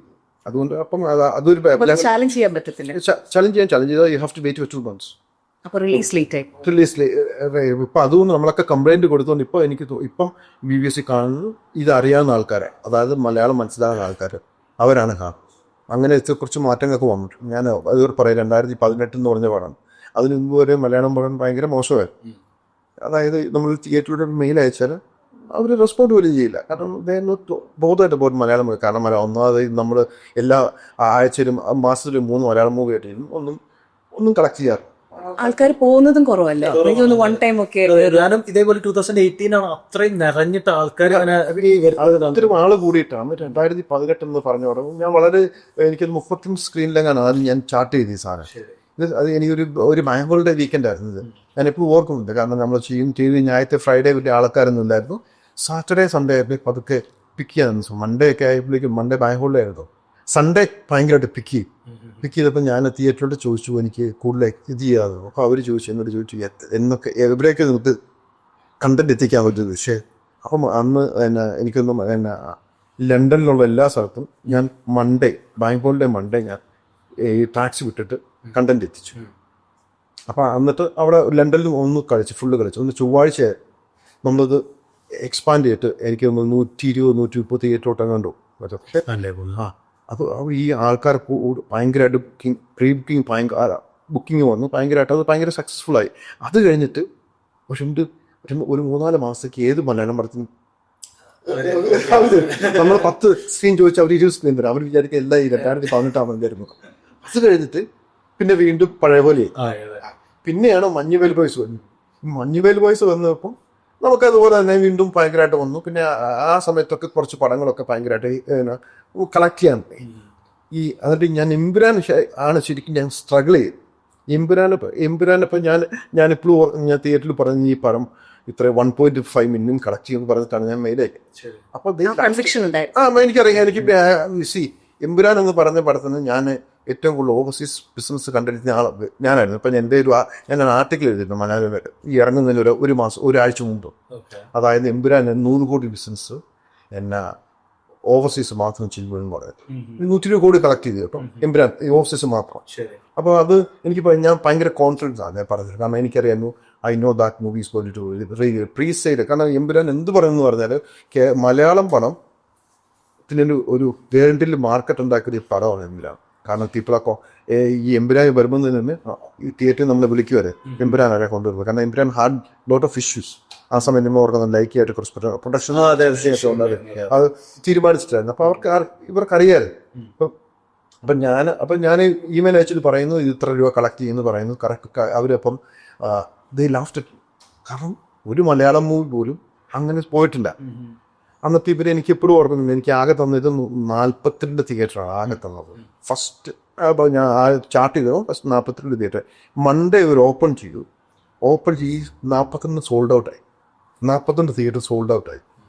അപ്പോൾ എനിക്ക് സിനിമയുടെ നിന്ന് 20 തിയേറ്ററായിരുന്നു. അതവർ 35 തിയേറ്റർ ചൊവ്വാഴ്ച 35 തിയേറ്റർ അവർ ഓപ്പൺ ചെയ്തു പറഞ്ഞു. ഓപ്പൺ ചെയ്തു അത് സോൾഡ് ഔട്ടായി. അപ്പോൾ ഇവരെന്ത് ചെയ്തു 30 ഫുള്ള് അവർക്കുള്ള 62 തിയേറ്ററാണ് സിനിമയിലുള്ളത്. 62-63 കണ്ടുള്ളത് അത് ഫുള്ള്. അത് ആദ്യത്തെ ഒരു മലയാളം പടത്തിന് ഇത്രയും തിയേറ്റർ എടുക്കും. അതും അപ്പോഴേക്കും ബാക്കി എല്ലാവരും അതുപോലെ തന്നെ തിയേറ്റർ പൂട്ടുന്നു. എല്ലായിടത്തും നമുക്ക് എല്ലായിടത്തും എനിക്ക് 303 തിയേറ്ററിലും കണ്ട് ഞാൻ ഫസ്റ്റ് ഡേ ഞാൻ കളിച്ച ഇന്ത്യൻ സിനിമയിൽ ഏറ്റവും കൂടുതൽ കളക്ട് ചെയ്ത് ഫസ്റ്റ് ഡേ കളക്ഷൻ വന്ന പടമാണോ എമ്പുരാണ്. 650K കളക്ട് ചെയ്തു. അത് നമ്മൾ 700 കളക്ട് ചെയ്തു. അത് വലിയൊരു ബിസിനസ് തന്നെയാണല്ലേ ശരിക്കും. ഭയങ്കരമായിട്ടൊരു ഇതായിരുന്നു. അത് ഐമാക്സ് ഉണ്ടായിരുന്നു. വേറൊരു ഫാമിംഗ് സെറ്റാർ ഐമാക്സ് ഫസ്റ്റ് ഡേയിൽ ഐമാക്സ് സോൺ കൂടെ ക്യാൻസൽ ചെയ്തായിരുന്നു. ക്യാൻസൽ ആയപ്പോൾ കണ്ടന്റ് വരാത്തതുകൊണ്ട് അതുകൂടെ ഉണ്ടായിരുന്നു. എനിക്കൂടെ ഒരു 800K ചെയ്ത് പടം. ഇമ്രാൻ്റെ ഒരു പ്രത്യേകത ഇമ്രാൻ്റെ പേര് lot of money for Imran. പക്ഷേ ഇമ്രാൻ വാസ് നമുക്കൊരു ആശയം ഇത്രയും നാളും പടം കൊണ്ടുവരുമ്പം നമുക്ക് അതിൻ്റെ ആൾക്കാർ I can say proudly say that I done a best distribution for Empuraan. കാരണം എൻ്റെ എത്രയും നാളത്തെ എക്സ്പീരിയൻസ് കൊണ്ട് നമ്മൾ പഠിച്ച് പല കാര്യങ്ങളും അതിൻ്റെ അകത്ത് ചെയ്യാൻ പറ്റി. First IMAX movie four Malayalam ഒക്കെ നമുക്ക് ചെയ്യാൻ പറ്റി. കാരണം ഇത്രയും വലിയ റിലീസ് കൊടുക്കാൻ പറ്റി. So I M so proud of across the globe അല്ലേ. നമ്മൾ ഇസ്രായേൽ വരെ കണ്ടു. അതായത് അതോ നമ്മുടെ 70 കൺട്രീസ് നമ്മൾ പടം റിലീസ് ചെയ്യും. ഇമ്രാൻ വാസ് എനിക്ക് ഇന്നും ഞാൻ പറയുന്നത് മലയാളത്തിലെ ഏറ്റവും വലിയൊരു മൂവിയായിരുന്നു. അത് മാത്രമല്ല ഏറ്റവും മലയാളം സിനിമയ്ക്ക് ലോകത്ത് മലയാള സിനിമയ്ക്ക് ഇത് ചെയ്യാൻ പറ്റുമെന്ന് ബിസിനസ് രീതി കാണിക്കുന്നൊരു പടമാണ്. പടത്തെക്കുറിച്ച് പലരും കുറ്റം പറയും. പക്ഷേ അതിന് ബിസിനസ് ആരും കാണാതെ അതായത് കുറ്റം പറയുന്നവർക്ക് മനസ്സിലായില്ല. നമ്മളൊരു KGF മുതൽ അല്ലെങ്കിൽ പുഷ്പയ്ക്ക് മേലെ ഒന്നൊരു പടമാണ്. അതാണ് എന്നെ സംബന്ധിച്ചിട്ടും പ്രൗഡ് മൊമെന്റ് ആയിരിക്കുന്നത്. ഞാൻ ഇന്നും പറഞ്ഞ് ഞാൻ എമ്പുരാൻ ഡിസ്ട്രിബ്യൂട്ട് ചെയ്തതാണ്. And what's your next anticipated? Oh, of course, Drishyam 3 will do. അതിന് വലിയ പൊട്ടൻഷ്യൽ ഉണ്ട് അല്ലേ. People അതൊരു ഫ്രാഞ്ചൈസി മൂവിയാണ്. People has expectation for that. അപ്പം എനിക്കറിയാം ഇപ്പോൾ തന്നെ എന്നോട് ഒത്തിരി പേര് ചോദിക്കുന്നത് എന്താ ഡിസ്ട്രിബ്യൂട്ട് എന്താ I know that's a big thing for. Initial ഡേയ്സിൽ സിനിമ എടുക്കുമ്പോൾ ഭയങ്കര ലെസ് റേറ്റിലൊക്കെ ആയിരിക്കത്തില്ലേ കിട്ടുക. അപ്പൊ അന്നേരം എടുത്ത ഒരു മാസീവ് ഹിറ്റോ അങ്ങനെ പ്രോഫിറ്റബിൾ ആയിട്ട് തോന്നിയതായിരുന്നു. എനിക്ക് 2 countries ഞാൻ എൻ്റെ ഒരു വലിയ റിലീസ് എന്ന് പറഞ്ഞു വന്നത്. പിന്നെ ചാർലി ഓക്കെ ആ ഒരു സമയത്ത് തുടങ്ങിയ പടങ്ങളൊക്കെ എനിക്ക് പാവാട ഉണ്ടായിരുന്നു. പിന്നെ അതൊക്കെ മകേഷിൻ്റെ പ്രതികാര ആ ഒരു സമയത്ത് വന്നത്. അതിന് മുമ്പ് തന്നെ ഇവിടെ പടം ആൾക്കാർ കളിക്കുന്നുണ്ട്. എനിക്കൊന്ന് ഏറ്റവും കൂടുതൽ പൈസ മേടിച്ച് ഉണ്ടാക്കിയ ദൃശ്യം വണ്ണായിരുന്നു. ഓക്കെ ആ സമയത്ത് അത് ഞാനല്ല ഇത് വേറെ നമ്മുടെ വേറെ അവരുടെ നമുക്ക് ചെയ്യുന്നില്ല. പക്ഷെ ആ പുള്ളിയുടെ അവരുടെ ഒരു പടമായിരുന്നു ദൃശ്യം വണ്ണായിരുന്നു. ഏറ്റവും ഒരു പടം പൈസ കളക്ട് ചെയ്തൊരു പടം. അന്ന് നമ്മൾ സ്ഥലത്ത് ലോക്കൽ സ്ക്രീൻ ചെയ്യുക. അപ്പോൾ അന്ന് പടം കൊണ്ടുവന്ന് ഞാൻ പക്ഷെ ഞങ്ങൾ ലിവർപൂള്, കൊവൻട്രി, മാഞ്ചസ്റ്ററിലൊക്കെ ഞങ്ങൾ തിയേറ്റർ ഹയർ ചെയ്ത് ഞങ്ങൾ കളിക്കുമായിരുന്നു. അപ്പോൾ അന്നൊക്കെ അങ്ങനെയാണ് ഞങ്ങൾ കളിച്ചോണ്ടിരുന്നത്. ഈ തിയേറ്റർ റിലീസ് നമ്മൾ ചെയ്യാറില്ലായിരുന്നു, ഉണ്ടായിരുന്നു. പക്ഷെ ഈ ആദ്യം നമ്മൾ ഫസ്റ്റ് വീക്കിൽ നമ്മൾ ഇങ്ങനെ കളിക്കും, തിയേറ്റർ ഹയർ ചെയ്തിട്ട് ഞാൻ ഷോക്കേസിലായിരുന്നു കളിച്ചിട്ടുണ്ട്. അതായത് നമ്മളോട് 4 ഷോകളൊക്കെ 11 മണിക്ക്, 2 മണിക്ക്, 4 മണിക്ക്, 9 മണിക്ക് കറക്റ്റ് സമയം ഓടും. ആ ഒരു അതായത് 4 ഷോ സത്തേക്ക്. പിറ്റേ ദിവസവും ഞങ്ങൾ മാഞ്ചസ്റ്ററിൽ കളിക്കും 4 ഷോ. പിന്നെ അടുത്ത ആഴ്ച കോവൻട്രിക്ക്. അപ്പം അങ്ങനെ പിന്നെ ബ്രിസ്റ്റോൾക്ക് അവിടെയൊക്കെ ഈ പോക്കറ്റ്സ് ഉണ്ടായിരുന്നു, ആൾക്കാരുണ്ടായിരുന്നു അവിടെ. ഇപ്പൊ സോഷ്യൽ മീഡിയ, ഇൻസ്റ്റാഗ്രാം, ഫേസ്ബുക്ക് അങ്ങനെ ഒരുപാട് ഓപ്ഷൻസ് ഉണ്ട്. നമ്മൾ സിനിമ ഇന്ന സ്ഥലത്ത് റിലീസ് ആയിട്ടുണ്ടെന്ന് പറയാൻ അന്ന് വളരെ കുറഞ്ഞ ആളുകളെ ഉണ്ടെന്ന് ബ്രോ പറഞ്ഞ പോലെ. എങ്ങനെയാണ് ആളുകളിലേക്ക് സിനിമ എത്തിച്ചത്? അന്നും നമുക്ക് ഇനി ഫേസ്ബുക്ക് ഉണ്ടായിരുന്നു. 2015-14 നമുക്ക് ഫേസ്ബുക്കിൽ തന്നെയായിരുന്നു. പിന്നെ നമുക്ക് മെസ്സേജ് അയക്കും, ഗ്രൂപ്പിലിടും. നമ്മൾ ഇപ്പം ഓരോ സ്ഥലത്തും ഈ സിനിമ ഒരു പാഷനേറ്റ് ഉണ്ട്, ഒത്തിരി ആൾക്കാരുണ്ട്. ഓരോ നമുക്ക് എനിക്കറിയാം, ഞാൻ എൻ്റെ എന്നെ ഒരു 2015 ഇപ്പം തൊട്ടെടുത്ത് കഴിഞ്ഞാൽ ആൾക്കാർക്ക് ഇപ്പോഴും ഉണ്ട്. അവർക്ക് they are so passionate about movies. ഞാനിത് ചെയ്യുന്നത് ബിസിനസ്സായിട്ടാണ്. പക്ഷെ ചില സ്ഥലത്തുള്ള ആൾക്കാരുണ്ട്, എനിക്ക് എല്ലാ സ്ഥലത്തും 1-2 ആൾക്കാർ ഇതുപോലെ ഉണ്ട്. അവരെപ്പോഴും വിളിക്കും, ഏതാ പടം തന്നെ. എന്നിട്ട് ഇവരെന്നോട് പറയും പോസ്റ്റർ അയച്ചു തരാം. ഞാൻ പോസ്റ്റർ അയച്ചിട്ട് ഇവരത് അവരുടെ ഗ്രൂപ്പിലിട്ട് അത് അവർ ഇപ്പോഴും ചെയ്യും. കാരണം അവർക്ക് ഇതിലൊന്നും പൈസയ്ക്ക് വേണ്ടി അല്ല അവർ ചെയ്യുന്നത്. അവർക്ക് ആ പടത്തിനോടുള്ള പാഷൻ, അത് മാത്രം. അവർക്ക് ഏറ്റവും വലിയ ആഗ്രഹം തന്നെ അവരുടെ ലോക്കൽ തിയേറ്റർ പടം കളിക്കുക. അത് റിഗാർഡ്ലെസ് എത്ര മോശം പടമാണ് അവർ പോയി കാണുകയും ചെയ്യും. അത് എല്ലാ സ്ഥലങ്ങളിലും ഇങ്ങനെ ആൾക്കാരുണ്ടെന്നുള്ള ഒരു സ്ഥലത്ത് ഓരോ സ്ഥലങ്ങളിലും എനിക്ക് പേര് പറഞ്ഞ് പറയാൻ പറ്റും. ഇന്ന സ്ഥലങ്ങളിൽ ഇന്ന ആൾക്കാരൊക്കെ എന്ന് പറഞ്ഞിട്ട് കണ്ടിന്യൂസ് പോയി. അത് മാത്രമല്ല ഈ ചില സ്ഥലങ്ങളിൽ അവർ തിയേറ്ററിൽ പോയി സംസാരിക്കും. ഞങ്ങൾക്ക് പടം വരണം, ഞങ്ങൾക്ക് തരണം, ഞങ്ങൾ അത്രയും പേരൊന്നും അങ്ങനെയൊക്കെ ഒത്തിരി ഹെൽപ്പ് ചെയ്ത ആൾക്കാർ. ഫ്രീ ആയിട്ട് സിനിമ ഡിസ്ട്രിബ്യൂട്ട് ചെയ്തിട്ടുണ്ടോ? ഫ്രീ ആയിട്ട് ഉണ്ട്, തീർച്ചയായിട്ടും ഉണ്ട്. അത് ചില പടങ്ങൾ നമ്മൾ ചെയ്യണം. കാരണം ഒന്ന് ഫ്രണ്ട്സിൻ്റെ ആയിരിക്കും, അല്ലെങ്കിൽ sometimes we have to do it. അങ്ങനെ ഒരു സാധനം അപ്പോൾ അങ്ങനെ ചെയ്തിട്ടുള്ളൂ. തീർച്ചയായിട്ടും പുതിയ ആളുകൾക്ക് അങ്ങനെ അവസരം കൊടുത്തിട്ടുണ്ടോ? പുതിയ സിനിമ ഒത്തിരി നമുക്കറിയാം, ഈ പടം ഡിസ്ട്രിബ്യൂട്ട് ചെയ്താൽ നമ്മളതിൽ നിന്ന് പൈസ പോകും. പക്ഷെ എങ്കിലും അവർക്കൊരു ആഗ്രഹം. പിന്നെ പണ്ടൊക്കെ UK കളിക്കണം എന്നൊക്കെ ഒരു സാധനമുണ്ട്. ഇപ്പോഴും ആൾക്കാർ എന്നെ ചോദിക്കാറുണ്ട് ഇങ്ങനെ പുതിയ പടം. ചില ഇവിടെ പ്രൊഡ്യൂസ് ചെയ്യുന്ന ആൾക്കാരുണ്ട്. അപ്പോൾ പ്രൊഡ്യൂസേഴ്സ് പറയും എനിക്കിന്ന് അവിടെ നിന്ന് കളിച്ചാൽ കളക്കാം. ഞാൻ പറയും ഇനി പൈസ കുറച്ചിട്ട് ഇന്ന സ്ഥലത്ത് കളിക്കാം. പിന്നെ ഒത്തിരി ആൾക്കാർ അഭിനയിച്ചിട്ട് അവരുടെ പടം അവരുടെ ലോക്കൽ ഏരിയയിൽ നിന്ന് കാണാൻ പറ്റൂ. അപ്പം നമ്മൾ ചെയ്തു എന്നാ നമുക്ക് നമ്മളാണെന്ന് ഒരു ആഗ്രഹമുണ്ട്. നമ്മൾ ബിഗ് സ്ക്രീനിൽ കാണാൻ നമുക്കൊരാഗ്രഹമുണ്ട്. നമ്മൾ വീഡിയോ ബെസ്റ്റ് ഒരു ഹെൽപ്പിങ് നമുക്ക് വലിയ ഇതൊന്നുമില്ല. ഒരു ഹെൽപ്പ് ചെയ്യാന്ന് പറഞ്ഞാൽ ഓക്കെ. RFT ഫിലിംസ് എന്നുള്ളതല്ലാതെ ഞാൻ വളരെ ഇൻട്രസ്റ്റിംഗ് ആയിട്ടുള്ള ഒരു ബിസിനസ് വെഞ്ചറും കൂടെ കണ്ടു, ചാറ്റ് ടു കാർട്ട് എന്ന്. എന്താണ് ഇപ്പോൾ ചാറ്റ് ടു കാർട്ട് എന്ന് ചോദിക്കുന്ന സമയത്ത് ഒരു പുതിയ ആളോട്, ഇതിനെപ്പറ്റി അറിയാത്ത ഒരാളോട് എങ്ങനെയാണ് ഈ ഒരു ഐഡിയ എക്സ്പ്ലെയിൻ ചെയ്യുക? ചാറ്റ് ടു കാർട്ട് എന്ന് പറഞ്ഞാൽ നമ്മളിപ്പം ഒരു വാട്സാപ്പ് ഇൻറ്റഗ്രേറ്റഡ് ആയിട്ടൊരു സാധനമാണ്. അതൊക്കെ ഇപ്പോൾ ഫോർ എക്സാമ്പിൾ നിങ്ങൾക്കൊരു സലൂണിൽ പോകാം. നിങ്ങൾക്ക് അപ്പോയിൻമെൻറ്റ് എടുക്കും. നമുക്കിപ്പം വിളിച്ച അപ്പോയിൻമെൻറ്റ് എടുക്കും. അപ്പം അതിന് പകരം നമുക്ക് ഇതിൽ മെസ്സേജ് അയച്ചിട്ട് നമുക്ക് അപ്പോയിൻമെൻറ്റ് എടുക്കാം, ബുക്ക് ചെയ്യാം, പേ ചെയ്യാം. ഇപ്പം നമുക്ക് ഇപ്പോഴത്തെ സമയത്ത് ആൾക്കാർക്കൊന്നും സംസാരിക്കാനൊന്നും സമയമില്ല. ഇപ്പം നമ്മൾ നിങ്ങൾക്ക് ഒരു GP അപ്പോയിൻമെൻറ്റ് വേണം. നിങ്ങൾ എത്ര ഫോണിൽ നിൽക്കണം, എത്ര നേരം വിളിക്കുമ്പോഴാണ് ഒരാളെടുത്തിട്ട് ആ മറുപടി പറയുന്നത്. ഈ സാധനം ഉണ്ടെങ്കിൽ നമുക്ക് അപ്പോയിൻമെൻറ്റ് നമുക്ക് ഈ വാട്സാപ്പിൽ ടെക്സ്റ്റ് ചെയ്യാം. ഞാൻ ജസ്റ്റ് ഈ വാട്സാപ്പ് എന്ന് പറഞ്ഞ് വലിയൊരു ഇതാവും. ഞാനിത് ഒരു ചെറിയൊരു 0.5% സാധനം പറയുന്നത്. അത് വാട്സാപ്പ് അപ്പോയിൻമെൻറ്റ് സിസ്റ്റം മാത്രമല്ല, നമുക്ക് എന്തും ട്രാവൽ ഏജൻസിക്ക് പറ്റും, ലെറ്റിങ്സിന് പറ്റും, റെസ്റ്റോറൻറ്റ്, സൂപ്പർ മാർക്കറ്റ്, ഇതെല്ലാം നമുക്ക് കൂടി ചെയ്യാൻ. ഞാൻ എന്തായാലും റോഷിനി തന്ന സംബന്ധിച്ച് ഞാൻ വെറുതെ ട്രൈ ചെയ്ത് നോക്കിയിട്ടുണ്ടായിരുന്നു. പക്ഷെ അത് ഭയങ്കര ഇൻട്രസ്റ്റിംഗ് ആണ്. കാരണം ഈ പറഞ്ഞ പോലെ ഭയങ്കര കൺവീനിയൻ്റ് ആണ്. നമുക്കിപ്പോൾ ഒരു ഹോട്ടലിൽ ഫുഡ് മെനു അറിയണമെന്നുണ്ടെങ്കിലോ ഓർഡർ ചെയ്യണമെന്നുണ്ടെന്നുണ്ടെങ്കിലോ ഒന്നും ഒരിക്കലും നമ്മൾ വിളിച്ച് സംസാരിക്കുന്നതിനേക്കാൾ കൂടുതൽ നമുക്കൊരു ചാറ്റ് ബോക്സിൽ ഇരുന്നിട്ട് കാര്യങ്ങൾ മനസ്സിലാക്കാനും കണക്ട് ചെയ്യാനും പറ്റുന്ന ഇതൊക്കെ ജസ്റ്റ് ഇതൊരു സ്റ്റാർട്ടിംഗ് ഒത്തിരി ഡെവലപ്മെന്റ് വരുന്നു. ഇന്റഗ്രേഷൻ ആണ് ഒത്തിരി വരുന്നത്. മറ്റ് ഓൺടർപ്രണർഷിപ്സ് ഒക്കെ എന്തൊക്കെയാ? കുറച്ച് സ്റ്റാർട്ടപ്സ് നമ്മൾ ഇൻവെസ്റ്റ് ചെയ്യുന്നുണ്ട്.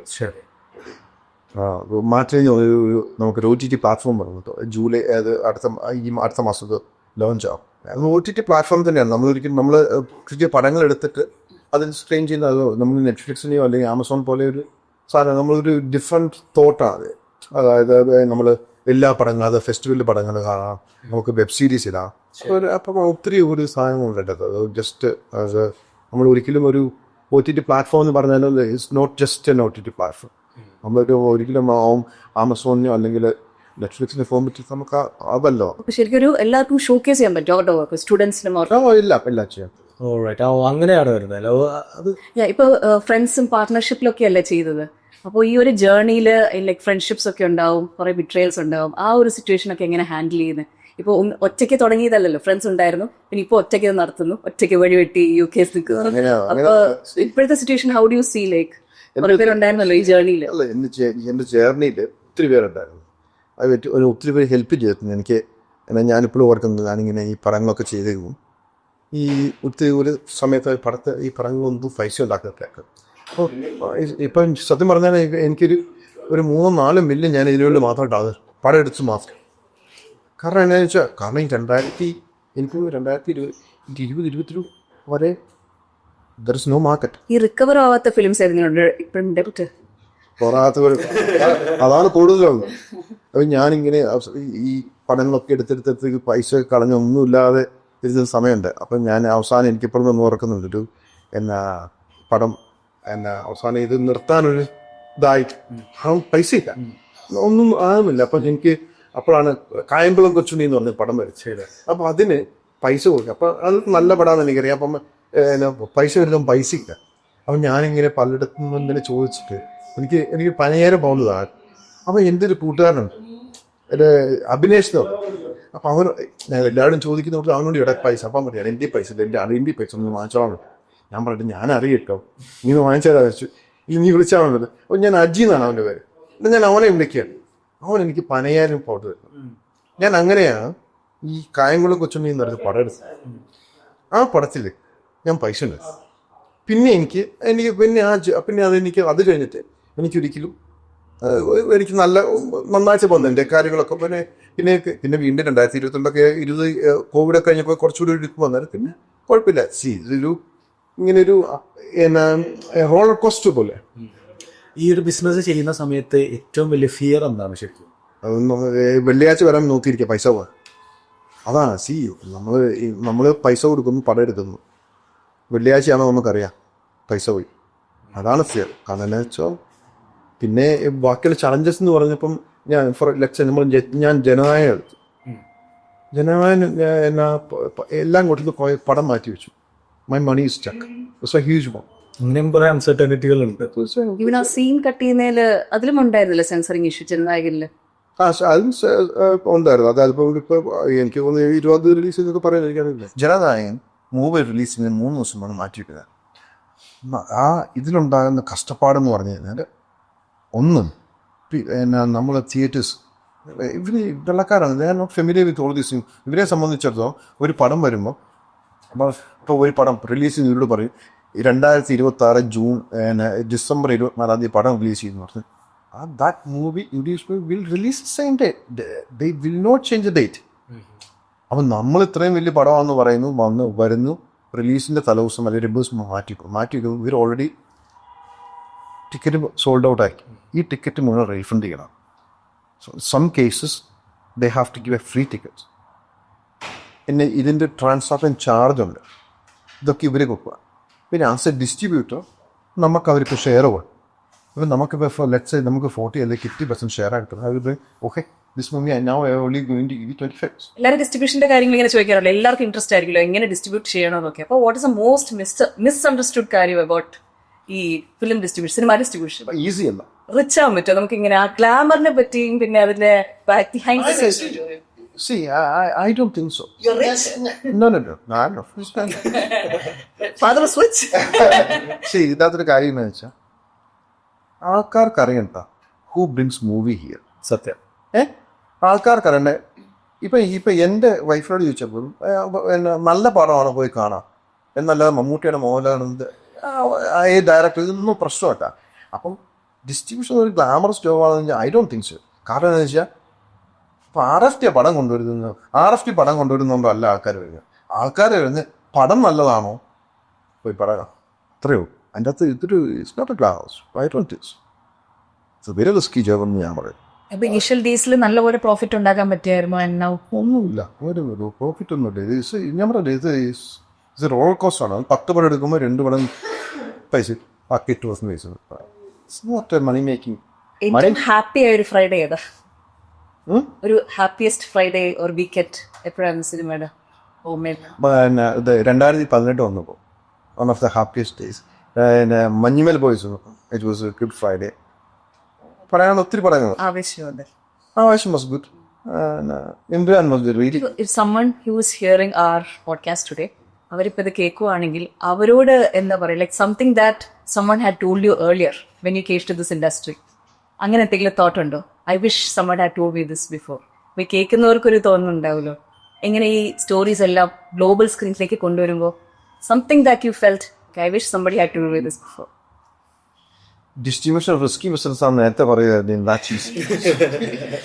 ഒത്തിരി സെറ്റ്ബാക്സും കുറെ ലോസ് ഒക്കെ വരുവാണെങ്കിൽ ആ സമയത്ത് വാട്ട് കീപ്സ് യു ഗ്രൗണ്ടഡ്? നമ്മൾ ഓൾവേസ് ഗ്രൗണ്ടറാണ്. ഞാൻ ഒരിക്കലും എന്നെ ഒരിക്കലും ഒരു സക്സസും നമ്മളെ തലരിക്കൊന്നും നടക്കാറില്ല. ഒരു സ്ട്രെസ് വരുമ്പോൾ ഞാനിപ്പോൾ സ്ട്രെസ് വരുമ്പോൾ ഷോപ്പ് കഴിക്കലേ മന്തി കഴിക്കാൻ പോകും. എന്തായാലും സ്ട്രെസ് വരുമ്പോൾ എൻ്റെ മുഖത്ത് ഇങ്ങനെ എൻ്റെ സ്കിൻ മുഴുവൻ പീലായി അങ്ങനെ സംഭവിക്കുന്നത്. എനിക്ക് അത് ഭയങ്കര പ്രശ്നമാണ്. ഒരു കംഫർട്ടിങ് എന്താണ് ചെയ്യുക ഇപ്പം ഇങ്ങനത്തെ ഒരു റിജക്ഷൻസോ സെറ്റ്ബാക്സ് അങ്ങനെ വരുമ്പോൾ എന്താണ്? ഇത്രയും നാളത്തെ ഒരു എക്സ്പീരിയൻസ് വെച്ചിട്ട് ഇതൊക്കെ ഒരു മൊമെൻ്റാണ്. ഇന്നത്തെ ഇത് കഴിഞ്ഞ് ഇപ്പോൾ ഇന്നൊരു പടം വിജയിച്ചു, നാളെ അടുത്ത പടം വരിക. അപ്പോൾ ഇന്നൊരു പടം പരാജയം, നാളെ വേറൊരു പടം വരും. ഞാൻ അങ്ങനെ ചിന്തിക്കുന്ന ആളാണ്. എന്നെ ഒരു സക്സസ്സോ അല്ലെങ്കിൽ ഒരു ഫെയിലിയറോ എന്നെ നിരാശനാക്കാറ്. അത് കഴിഞ്ഞു. ഞാൻ ഒരു കാര്യം ഞാൻ കൊണ്ടു നടക്കാറില്ല. കാരണം ഇന്നുകൊണ്ട് എൻ്റെ അത് കഴിഞ്ഞു. ഇപ്പം ഞാനൊരു പടത്തിന് പേ ചെയ്താൽ അല്ലെങ്കിൽ എൻ്റെ പടം ഇന്ന് വന്നു ഫ്രൈഡേ പടം വിജയിച്ചു, ഓക്കെ. പടം ഫെയിലായി, ഓക്കെ. മുന്നോട്ട് ഞാൻ അതുകൊണ്ട് ഒരു ട്രൈ ചെയ്യാൻ പോകുന്ന ഒരാളൊക്കെ എന്നെ അങ്ങനെ ഒന്നും എന്നെ ഒരു പരിധിയിൽ കൂടുതൽ വേദനിപ്പിക്കാറോ അല്ലെങ്കിൽ സന്തോഷിപ്പിക്കാറോ. ഒരു ബിസിനസ് എന്നുള്ള ആംഗിൾ മാറ്റി നിർത്തുകയാണെന്നുണ്ടെങ്കിൽ, അല്ലെങ്കിൽ ഒരു മണി മേക്കിംഗ് എന്നുള്ള ഒരു ആംഗിൾ മാറ്റി നിർത്തപ്പെടാണെന്നുണ്ടെങ്കിൽ, RFT ഫിലിംസ് അല്ലെങ്കിൽ സിനിമ ഇവിടെ കൊണ്ടുവരും, എന്താണ് ബ്രോൻ്റെ ഒരു ആംഗിൾ അതിനുള്ള? സിനിമ മണി മേക്കിംഗ് എന്നുള്ളൊരു ആംഗിൾ മാറ്റി നിർത്തുകയാണെന്നുണ്ടെങ്കിൽ എന്നെ ഏറ്റവും വലിയ ആഗ്രഹം ലോകത്ത് എല്ലാ രാജ്യത്തും മലയാളം പടത്തിലേക്ക് അതാണ് എൻ്റെ ഏറ്റവും വലിയ ആഗ്രഹം. അപ്പോൾ ഞാൻ തുടങ്ങിയപ്പോൾ ഈ 10-12 രാജ്യത്തെ കളിച്ചു. റഷ്യൻ ഞാൻ GCC ചോദിച്ചിട്ട് ബാക്കിയുള്ള രാജ്യങ്ങളിലാണ് പല കാര്യമാണ്. ഇപ്പം നമുക്കൊക്കെ 70 രാജ്യത്ത് കളിക്കാം പറ്റുന്നുണ്ട്. ഇനി ഒരു 2-3 കൊല്ലങ്ങൾ കൊണ്ട് എനിക്ക് 100 ആകണമെന്നാണ് എൻ്റെ ആഗ്രഹം. ഇപ്പോൾ നമ്മൾ ലാറ്റിൻ അമേരിക്കയിലൊക്കെ നമ്മളിപ്പോൾ മെക്സിക്കോ അവിടെയൊക്കെ നമ്മൾ നോക്കുന്നത്. മെക്സിക്കോ നമ്മൾ പടം കളിച്ചു, പക്ഷെ ഒരു വൈഡ് റിലീസ് നമ്മൾ നോക്കി എല്ലായിടും. I'm try my best to expand Malayalam. അതാണ് ഇപ്പം ജാപ്പനീസ് പാട്ടിന് കൊറിയയിലോട്ട് ചേഞ്ച് ചേർക്കുന്നുണ്ട്, ഡബ് ചെയ്ത് ഇറക്കുന്നുണ്ട്. അങ്ങനെയൊക്കെ നമ്മൾ പല കാര്യങ്ങളും ചെയ്യുന്നു. കഴിഞ്ഞ് കഴിയുമ്പോൾ എനിക്ക് 2-3 കൊല്ലത്തിനകം 100 രാജ്യത്ത് കളിക്കണം എന്നാണ് എൻ്റെ ഏറ്റവും വലിയ ആഗ്രഹം.